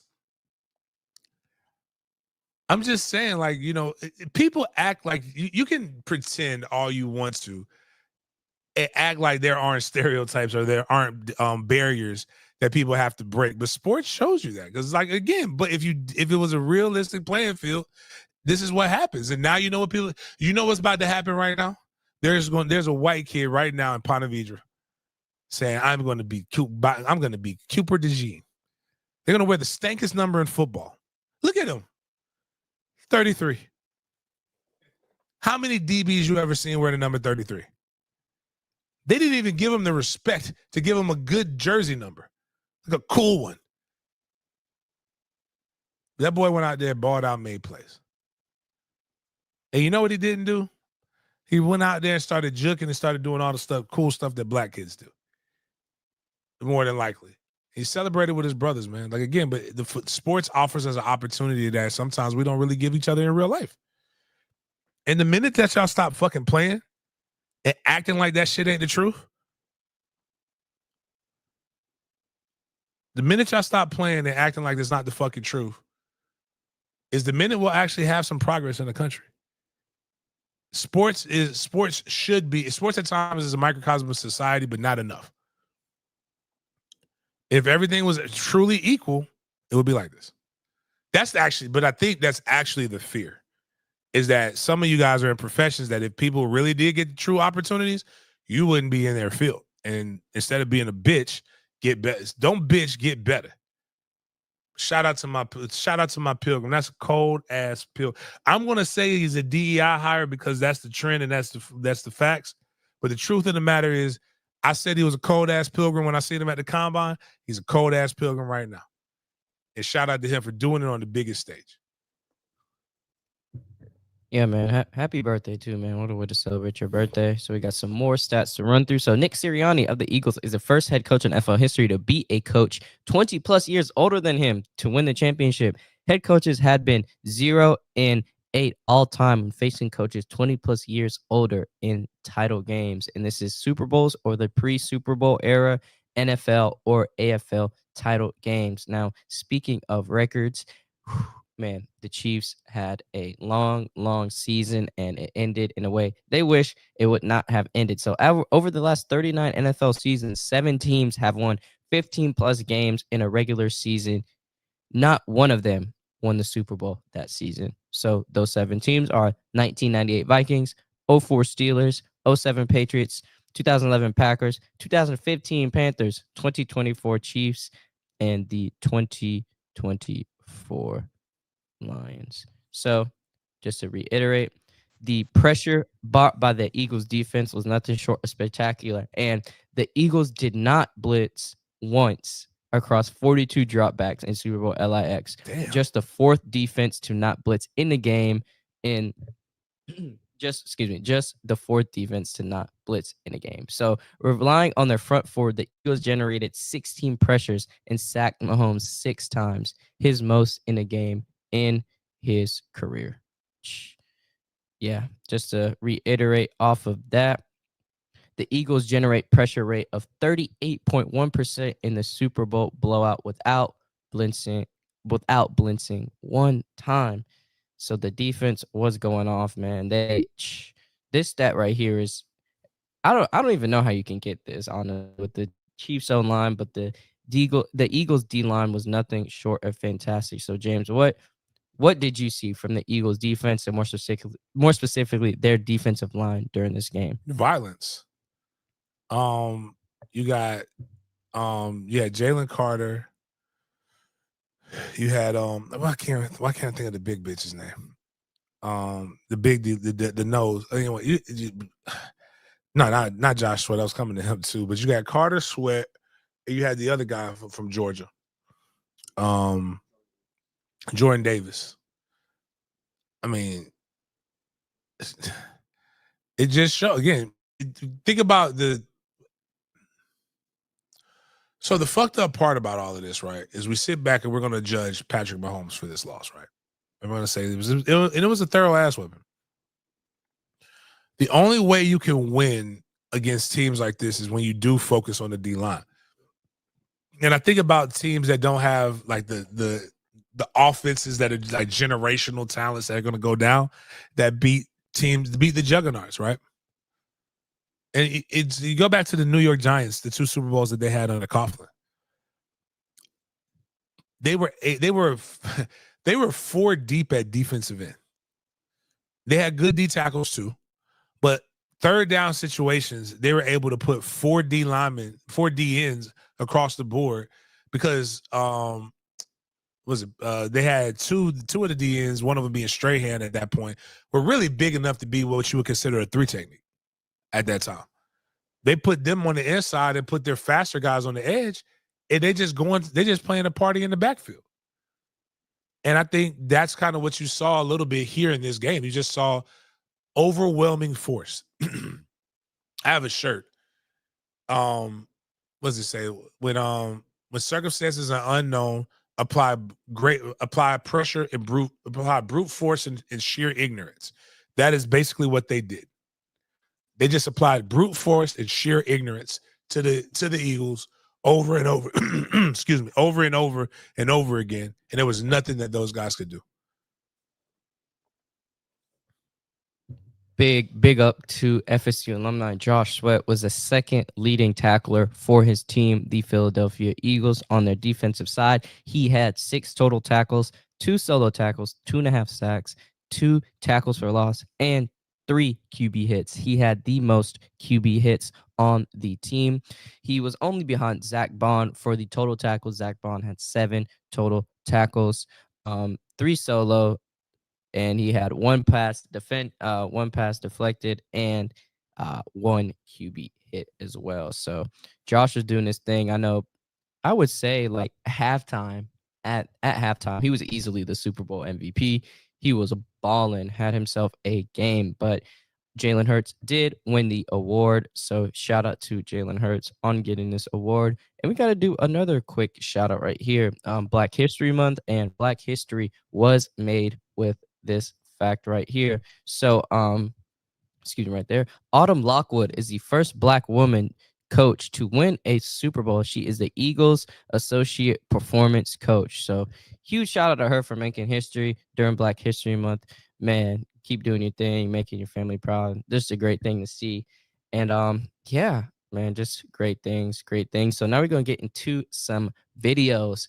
More importantly, the halftime performance. So we got some videos right here, people breaking down the halftime performance. Some people like to say Easter eggs, but these are the hidden messages in the halftime performances by Kendrick Lamar. And yeah, I hope you guys enjoy this video, and yeah, let's get it started.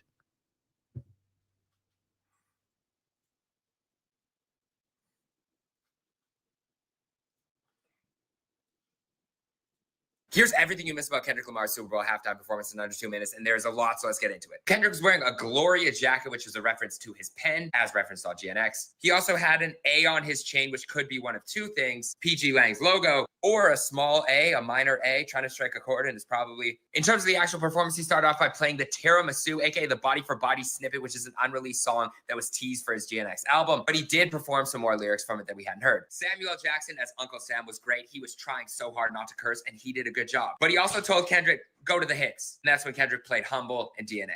Now on screen, there were buttons that referenced a game, which at the end came to the final conclusion of Game Over. Of course, we had SZA singing All the Stars, which is also low-key a Drake diss. We had Serena crip walking on stage. And during Peekaboo, we had a big X on screen. Now, this may be a huge reach, but we're going to do it anyways. X, Drake's X, Drake's X. XXX. I'm not saying there's a link, but in Peekaboo, Kendrick did hint at knowing a little bit more about this. And there is this whole case that you can look into if you want. Coincidence? Maybe. And I want to play their favorite song, but you know they love to sue. The lawsuit. He also rapped that they try to rig the game, but you can't fake the influence, meaning no matter what was going on behind the scenes, this is real life. People are screaming the lyrics in real life at the Super Bowl at the biggest event in the world. Definitely in America, but I also know it was global. It was only noon in Australia. At the end, there was also a guy who pulled up with a Palestinian flag. He got immediately dragged off, but he did make it into a part of the show. Still can't believe we got Euphoria at the Super Bowl. But let me know what you think of the performance. Is there anything I missed? Let me know in the comments. We'll cover it next.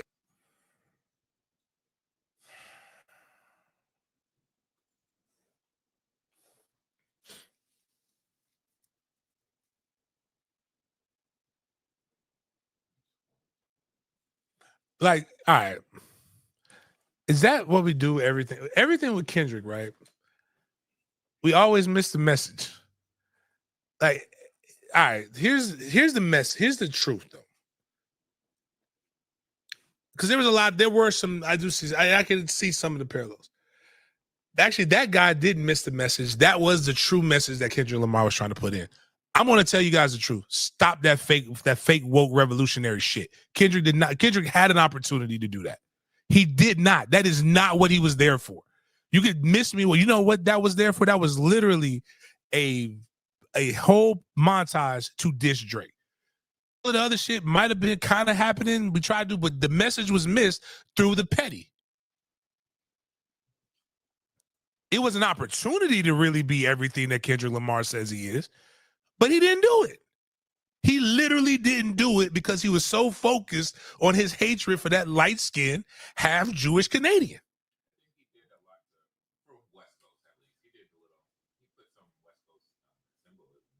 It was a ton of symbolism, but what are they going to talk about the entire time?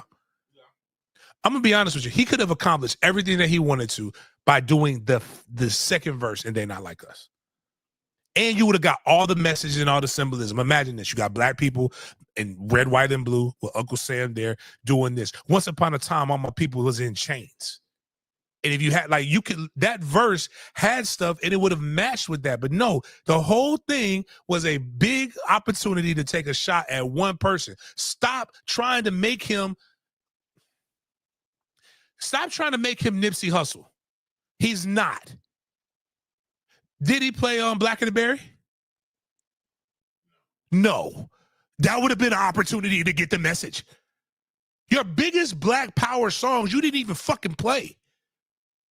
Stop trying. That's the part that makes it hard to get on the bandwagon, is because everybody is trying to. You're trying to make this a message. Kendrick Lamar is very deliberate. It was very, very, very calculated and very deliberate against Drake. If he wanted to do all of those different things that you're saying that he was trying to do, he would have deliberately done those things. Instead, he did the things that made him hate fucking Drake. The reason why he came at Drake was because of a bunch of subliminals. Over and over subliminal messages. So he went deliberately for Drake to let him know. Instead, he did the subliminal shit for this is why we don't have the impact and the power that we could have. 4-5 was there. Well, 4-7 was there. Everybody's already talking about your shit. You could have been the biggest problem I have with all of us, especially us gang culture guys, or us guys from the inner city, is we got all the energy for us and none of the energy for them. You had, especially with the way the political climate is going, you want to get your shit talked about more and more. and get into different things, be the person while they're attacking DEI, while they're attacking everything that's ethnic, while they're attacking everything that's black, and making this. That was the opportunity to really show how much of your shit you really got out there, because those are some of your good songs.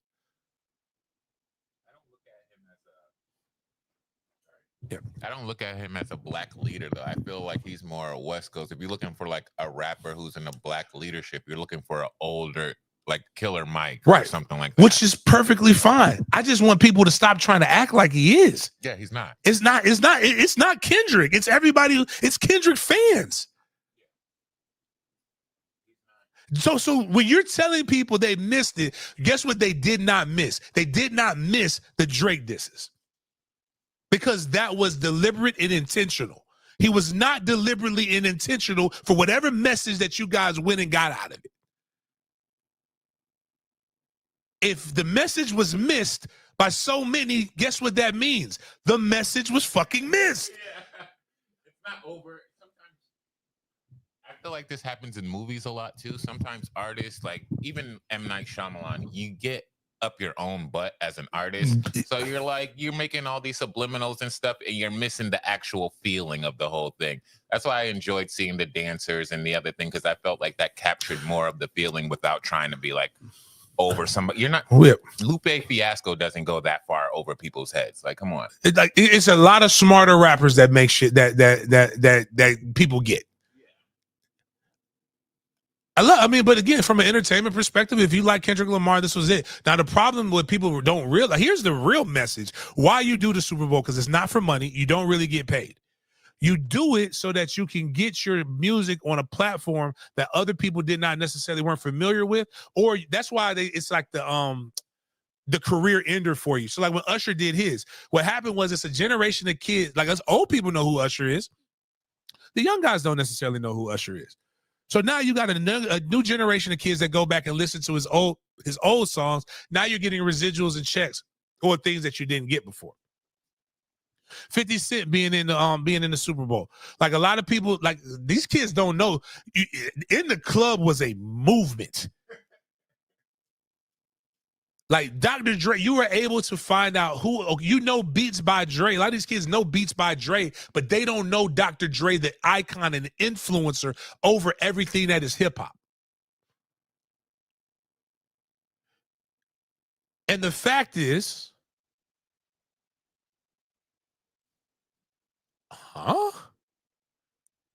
so the majority of watching public had no idea of his beef with Drake. I mean, the majority of the non-black ones, but the reason I do know this: his songs that were his hits weren't really played. Now, all the lights song, that's the Black Panther intro. All right, that was smart. The crowd said that A minor part. Like everybody knew that. Yeah, but the wild part is if you go and you look at there's video of people who weren't in suites that were in there. It was probably one of the more quieted performances. And that's where everybody was saying that maybe not now. Maybe this wasn't the stage for Kendrick at this point in his career. But I think Kendrick has really, really good stuff that, again, all right, let me tell you this. Hidden Messenger, right? Beyonce, very deliberate when she did her performance. Very fucking deliberate. A lot of people very deliberate. Now, what was ironic was him getting Serena in there. Did you know Serena had a sibling that was murdered by gang culture? The Crips in particular. And she's out here Crip walking. Which, yeah, everybody grieves their own way. I mean, just say like that. That's how commercialized Crip walking has become. That's why I just tell you it was very dangerous. The very things that we talk about we like and we don't like are the very things that kind of sometimes like are the things that are considered black culture sometimes are some of the like it's really not good. Like it's other things we can have like that we can celebrate, but it's just this was not. And when I see this, man, my problem is I remember when they started showing the Super Bowl halftime show. I was a kid. I remember Michael Jackson sitting in silence and then tapping his feet at the Super Bowl and people losing their fucking mind. I remember Prince in 07. I think it was 07 or it was 08. I think it was 07. I'm pretty sure it was 07. At the Super Bowl in Miami when it was pouring down raining and him saying, what do you want to do? It's raining. Can you make it rain harder? I'm going to be honest with you. As a guy who remembers, it was Hey, yo. Yeah, that part. As the Aerosmith, like that was fucking fire. It was, or Guns N' Roses, one of them white bands. I don't know. Like them shits was fire, dog. Those were memorable. Beyonce was a memorable performance. Bruno Mars, even the Weeknd's one where he got lost trying to go through the maze. What I think is going to get lost in all of this, guys, is y'all are trying to make Miles. You said it the best. This man is not a black leader. Killer Mike. Listen to Killer Mike. This man is an entertainer that says some righteous shit every now and then, and literally use this as an opportunity to diss one person. He did not use this as an opportunity to promote anything, any agenda that you want to say. You can come and give me all the double and triple entendres. You can try to, that was missed. Not by people who aren't intelligent. That just was missed because that's not what he was going for. That was it. You know what it was? You know what? Again, what wasn't missed, what he was going for is to take the knock at Drake. Nobody missed that at all. He made sure you know. Matter of fact, all of y'all keep saying, oh, nah, man, you missed the part where, Samuel L. Jackson is the old black man telling him, don't be, nah, we didn't miss that. No. He said there's a lot of people who like to sue. That was deliberate. Yeah. Very deliberate. A minor, very deliberate. Everything he did was deliberately towards Drake. So if he's so fucking deliberate and he's that guy, why all of a sudden is it subliminal for the actual things that matter? Unless, and this is cool, it doesn't fucking matter to him. You know why it doesn't matter to him? He's fucking rich. None of this shit was really going to apply to him because he's rich, man. Nipsey would have done it, though. He's not fucking Nipsey. Stop trying to make him Nipsey. I think he does a job of putting on for at least for the West Coast. I'm sure a lot of those dancers are from there. Oh, that's again. I don't want to get that. He put a lot of black people to work. Yeah, that's what I mean. Even when he was doing his celebratory tour of winning the beef, when he did it on the West Coast, he did that because the other part of it is too. Y'all keep trying to make him. Black people who don't understand Trump's ability to galvanize the masses of poor people, right? Right. I'm going to come at my blacks right now. The same way I say white people don't understand DEI but they notice it in everything.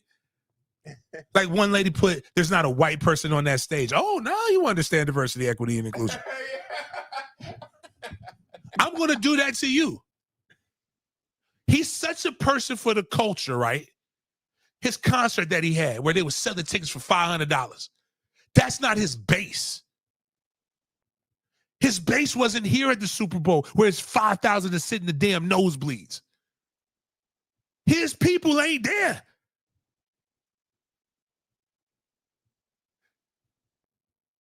Now, he put his people on and dancing. The only people that you have it's not a right. The only people you need to put on are the people who are around you. And he does that. But that's also why I say with Deion. I can say Deion ain't shit, but the people who are around him and close to him don't necessarily have that same opinion of him. Right. And they shouldn't. You're good to who's good to you. And I'm okay with that, but I'm also okay with having my opinion on it. There's people who probably think I ain't shit, and I'm cool with that. I'll tell you they should think. A lot of times you come up and say somebody said I ain't shit. Who was it? Oh, yeah, they got every reason to say I ain't shit. And I'll tell you what I did. But I'm just saying my only problem with all of this is I don't have, again, play whatever songs you want to play, But you stands are trying to make this into what it wasn't. It was fucking entertainment. So, and what happens with entertainment, some people enjoy it, some people don't. Some people enjoy strip clubs, some people don't enjoy strip clubs. That's basically what this was. It was entertainment, nothing more, nothing less. People keep trying to say that it's something more than what it wasn't. And you're trying to give me Easter eggs in something where Easter eggs weren't needed. Again, the message, you missed the message. I didn't miss the Drake diss. He was very deliberate and strategic with the Drake disses. Even I'll say this, I missed some of the Drake disses. I'll give that man a problem. I didn't think X's that he had in there. I don't care about your subliminals when it goes beyond entertainment. Once you start going so far into your artistry that I'm getting bored and I have to bring up a book, you failed as an artist, in my opinion. Would have been great with them two sexy chocolate sisters. Well, Serena, I don't know what the fuck Serena got going on. She's not as sexy. I don't know what the fuck she's doing. Again, with the, I ain't gonna get it. Love who you love, but Serena don't even love herself like that no more. SZA do though. Yeah. The Black of the Berry would have been great. A great opportunity that would have been deliberate after you doing all this black shit that you're telling me he's doing. We gonna be all right. All my life I had to fight. You did again. That's what I'm trying to say. He didn't even do his just stop it, man. He's so you don't understand, but like the way the flags was moving, our symbolism of when the slaves had chains and Samuel L. Jackson, I was kind of crossed, and him not cussing was him being a black man on the big stage, having diluted blackness. Yeah, bump all that. He didn't play he didn't play none of his powerful pro-black songs that made him known. Right. And the shameful part about that, those songs are so hard to perform and make entertaining, but he's done a good job of making some pro-black songs that people can sing along to, and he just decided not to this time. Imagine, just like the whole crowd saying A minor. Imagine you got the entire stadium, Superdome. They've had so many things happen in New Orleans. You've had Katrina. It's been the pinnacle of a lot of different things in America. War of 1812, Star Spangled Banner. The guy who wrote that, he wrote that while they were bombing New Orleans. So much power. Now I'm getting subliminal with your ass, but deliberate. All my life I had to fight. You get the crowds chanting that. And then he do that little jumping thing because you know you're a midget and can't jump that high, but he be doing that thing. We gonna be all right. And you got everybody doing that. That's power. That's impact. That's not petty. In 2025, one thing I refuse to be as a grown-ass man is fucking petty. Now, I'm going to be deliberate. I don't want anybody. I hate accidentally offending people. I want to be deliberate with my offense. He was deliberate, but he was petty because of that moment. He had so much more that he could have done. I don't even like Kendrick's not a blood. Kendrick is blood affiliated. He is a gang culture. Kendrick is of the hood. And it's the greatest thing about Kendrick is he's not a gangster. He's not a goon. He's from the hood. He knows gangsters and goons, but he's not necessarily that, which I think we need more of in rap. I personally think if you go look at the interview that we did with D1, he talks about how he's from, those areas, but he doesn't rap about going to killing cats because he's not a killer. Most people aren't, even in the hood. But my problem isn't with Kendrick. That's why I don't like the songs. My problem is that every time he puts something on wax now, people have to go and give me a book report on this shit. And when you really listen to it, it's not that. It's nice bars and soliloquies. And he does have dope, deep shit. But that's not what you're talking about. He's so much more than... I'm not even a Kendrick fan. He's so much more than this particular beef. And again, he could have still weaved it all in there and then got what he wanted to get. But whatever, man. Rap is super hard. But Jaden's I'm old. Kendrick's old too. So what was your thoughts on the performance, Jaden? Did you even watch it? Because I know I was half asleep for most of all of this shit anyway. I was half asleep because the Eagles was beating up on the Chiefs, and I honestly couldn't. But when I stayed away for the halftime, I messed with it a lot. Well, I seen Kendrick perform Rolling Loud 2022 when Mr. Morale and the Big Steppers came out.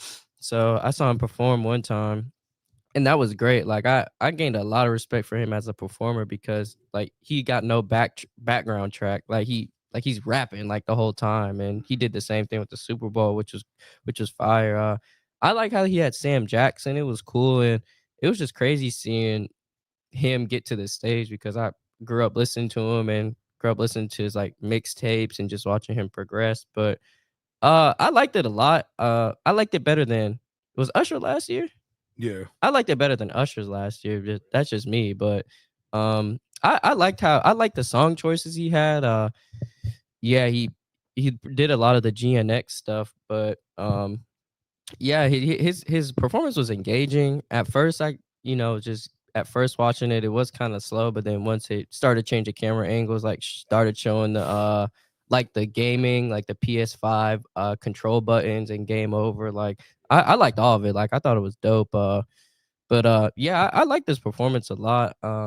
It was just, but like you said, I think a lot of things can be right at the same time, and I feel like this was that with Kendrick's, and I just want to know, I just wish I could be a fly in the wall to when Drake was watching this on TV. Wild. Yeah, that'd be wild. Now I will say again, that's what I'm just that's really what my whole point in all of this is. Let's stop. This was petty and us getting that Drake. If you don't like Drake, and I don't like either one of them that much, but like we were getting that Drake. It was fun. I would love to see Drake being uncomfortable. He only spent so much on Drake, though. There was a lot. You only get like 10 minutes, and he left early. So like, you only get so much. So SZA performed. Some other dude started it off.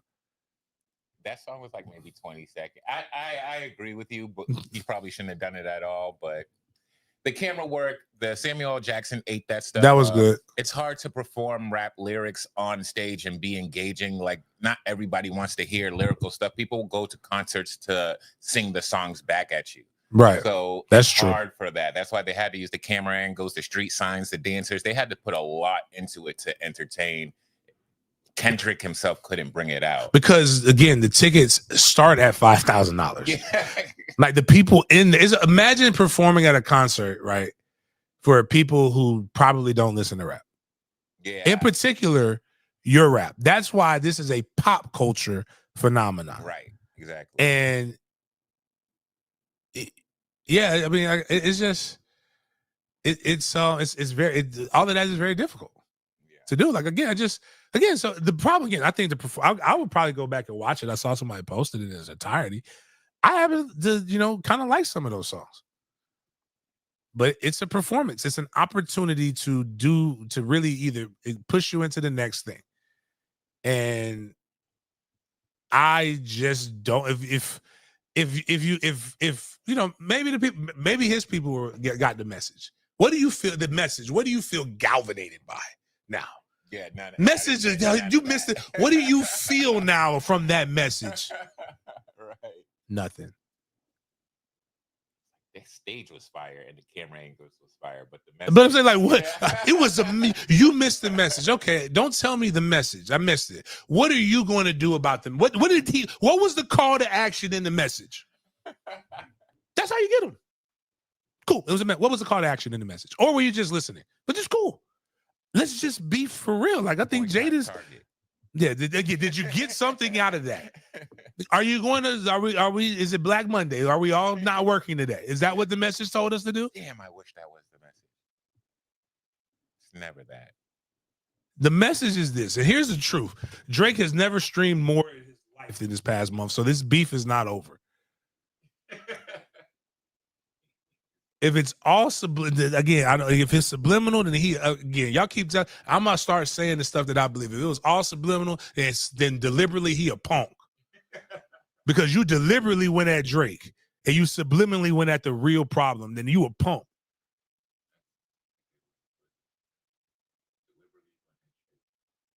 Now, again, I'm tired of Drake. I just don't like Drake. So, I mean, I've never. I don't know. Oh, you know what? It's Black History. Maybe that's the problem. It's Colored History Month and we doing too much. But anyways, we got to get to the next shit. You know what was deliberate? That ass whipping that Philly gave. Like, we didn't miss that shit. That ass whipping that Philly gave KC. We actually saw dark-skinned people whoop a light-skinned quarterback. All right. So just to touch on a few more things while we wrap up. We at the 2-hour mark. So Eagles fan, super Eagles fan Gilly was having a time of his life as the Eagles won the Super Bowl. And man, I just thought this was a hilarious post because if you've been keeping up after every Eagles win, he's been doing the blow the whistle dance celebration at his home. So this was him celebrating. With the people now. With the people now. Yeah. Hold up. Play. That's right. I missed the subliminal message here. I just want to say this again. Maybe, this is a subliminal message of a black man who's got a hard time in America. He's just using sports to win. James, you don't get it. You don't understand that Gilly is the same fucking age as you, and he looks like he's 60. He looks like Schmeagol, Black Schmeagol. Miles, you talking about him looking like a little kid. I think this will make you feel like he is a little kid.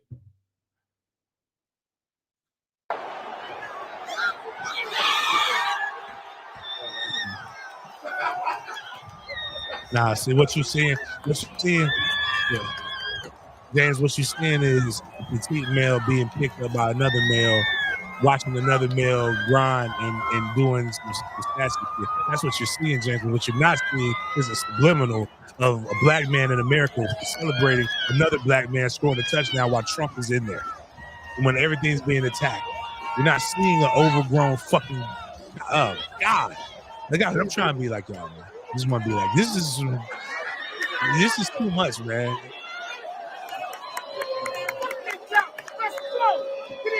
The only thing that makes me tough is them toe nine. You got to show me Gilly going blow to blow with somebody with fist, dog.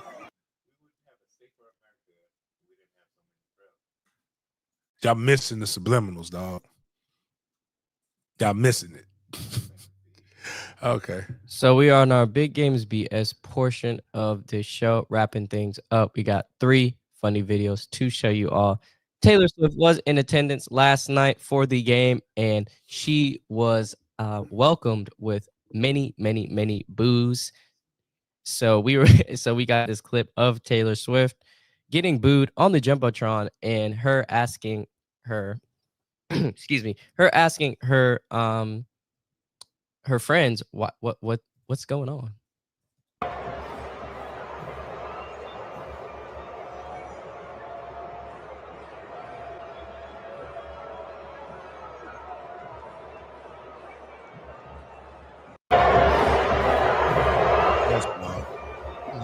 White woman alone.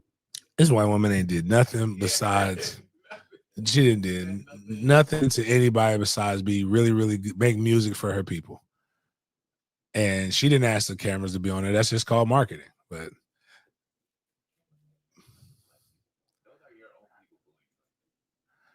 that's wild. I'm so glad he didn't get the stage up. So a lot of people were mad Lil Wayne didn't get a chance to perform in his hometown in New Orleans. And I just want to remind you guys, this is when Lil Wayne performed at WrestleMania. And people can say what they want about Kendrick's performance and whatever, but at least it's better than this. You know what I'm doing? You know what I'm doing if Lil Wayne gets out there? I'm just rapping the lyrics, just verbatim, and not trying to find any deepness in it. Like it's what it was. It's a distraction. Backing. He didn't have good logistics. The sound wasn't good. Yeah. His voice wasn't there. Wayne did not. I'm not mad that Wayne didn't get it. I'll never be mad that Wayne didn't get it. Wayne just would not have been. Wayne would. I was going to tell you this: the energy that you need to perform, because you got to give, like, this ain't a bedroom 10 minutes. Yeah. I mean, this is like you got to give your all. Like, it's got to be like you got to be in shape for that. Mm-hmm.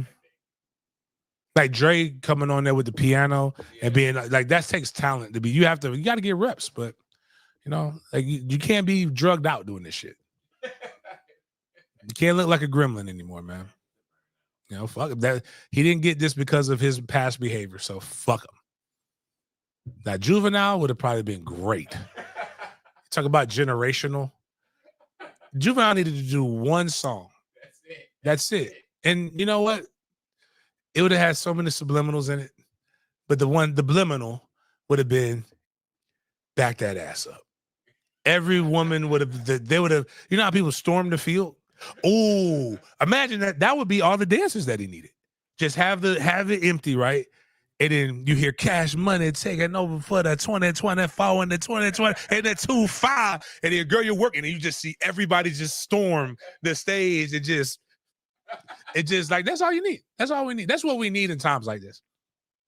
We need some twerking. We need some good. Bring Meg Thee Stallion out. Let her do that thing that she does when she throws it in a circle. Cardi B could have been somewhere twerking. Big Lotto. Well, no, she would have been gone, so she wouldn't have been able to be there. But like, I don't know. But shit. Yes. Oh damn! No, he like 5'2", 5'3". It just makes me again, another example I was telling Jaden, women, all these rules, Miles, I tell you, there's a lot of beautiful women that I know and a lot of people I know. Women only have rules for men they don't like. Yeah. All that shit that they talk about on social media, they don't believe in any of that shit. Janet Jackson should have taught me that. Janet Jackson is one of the finest iconic black women to have ever graced this planet. And that motherfucker married JD. And got cheated on. And stood there and took it. How you cheat on Janet? Janet lives her songs. Anytime, any place. I don't like. Oh my God. I don't know. She doesn't even know when asked. Last thing we got before we head out. Super Bowl is always known for their commercials. This year, I feel like the commercials are getting progressively worse and less memorable. Weirder. But I felt like this one was one of the best ones. Pat McAfee, some NFL superstars were in it. It's a petition to get girls flag football as a varsity sport in all 50 states. And I thought this one was great. I think Pat had his role in here was fire. So we wanted to share his commercial with you all so you all can see. I'm sure Jason Whitlock is rolling over in his trough. School sucks, school. Jaworski, you're on thin ice, mister. Hey, Principal P. Stop kicking your principal. Everybody's on thin ice. What's this? A Dorkosaurus Rex? Come on, Chad. I don't want any trouble. Leave him alone. Kick your butt, Chad. Hey, Chad. Check out the new girl. Ew, what is she wearing? Girls don't play football. They do where I'm from. Get a load of this one. Think fast. You think fast. Right in the Jimmy Johnson. This ain't over. We just getting started, Chad. Let's go, let's go. Get down. Come on. There you go. Yeah. Ooh, new girl, bad.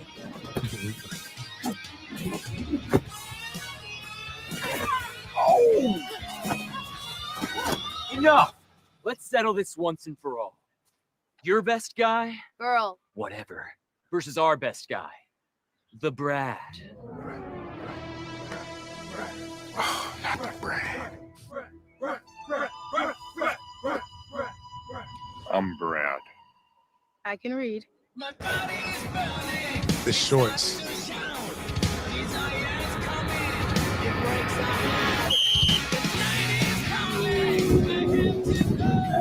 the Brad is supposed to be like the boss, and that's actually what black people were as his kryptonite. Get her. Too. Okay, that's what I'm talking about. Oh, shit, the Saquon.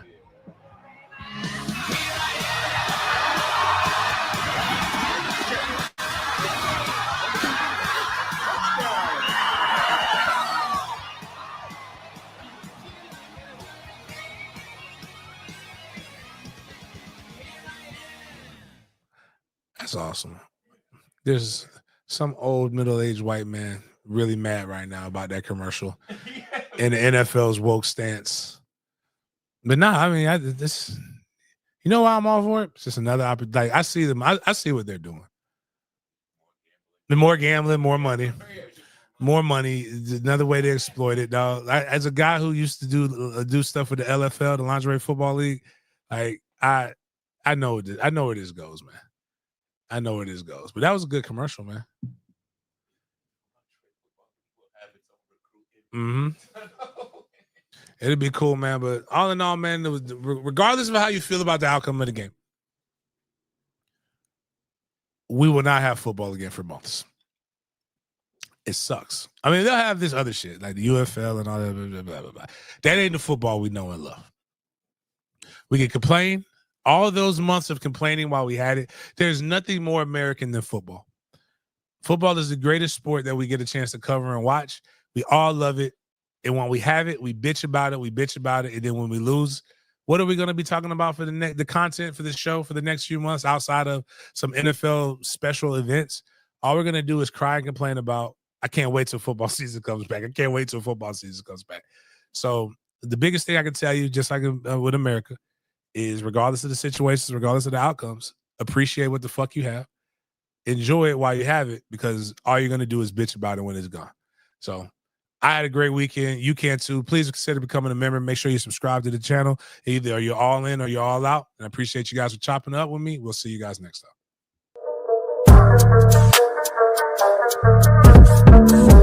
time.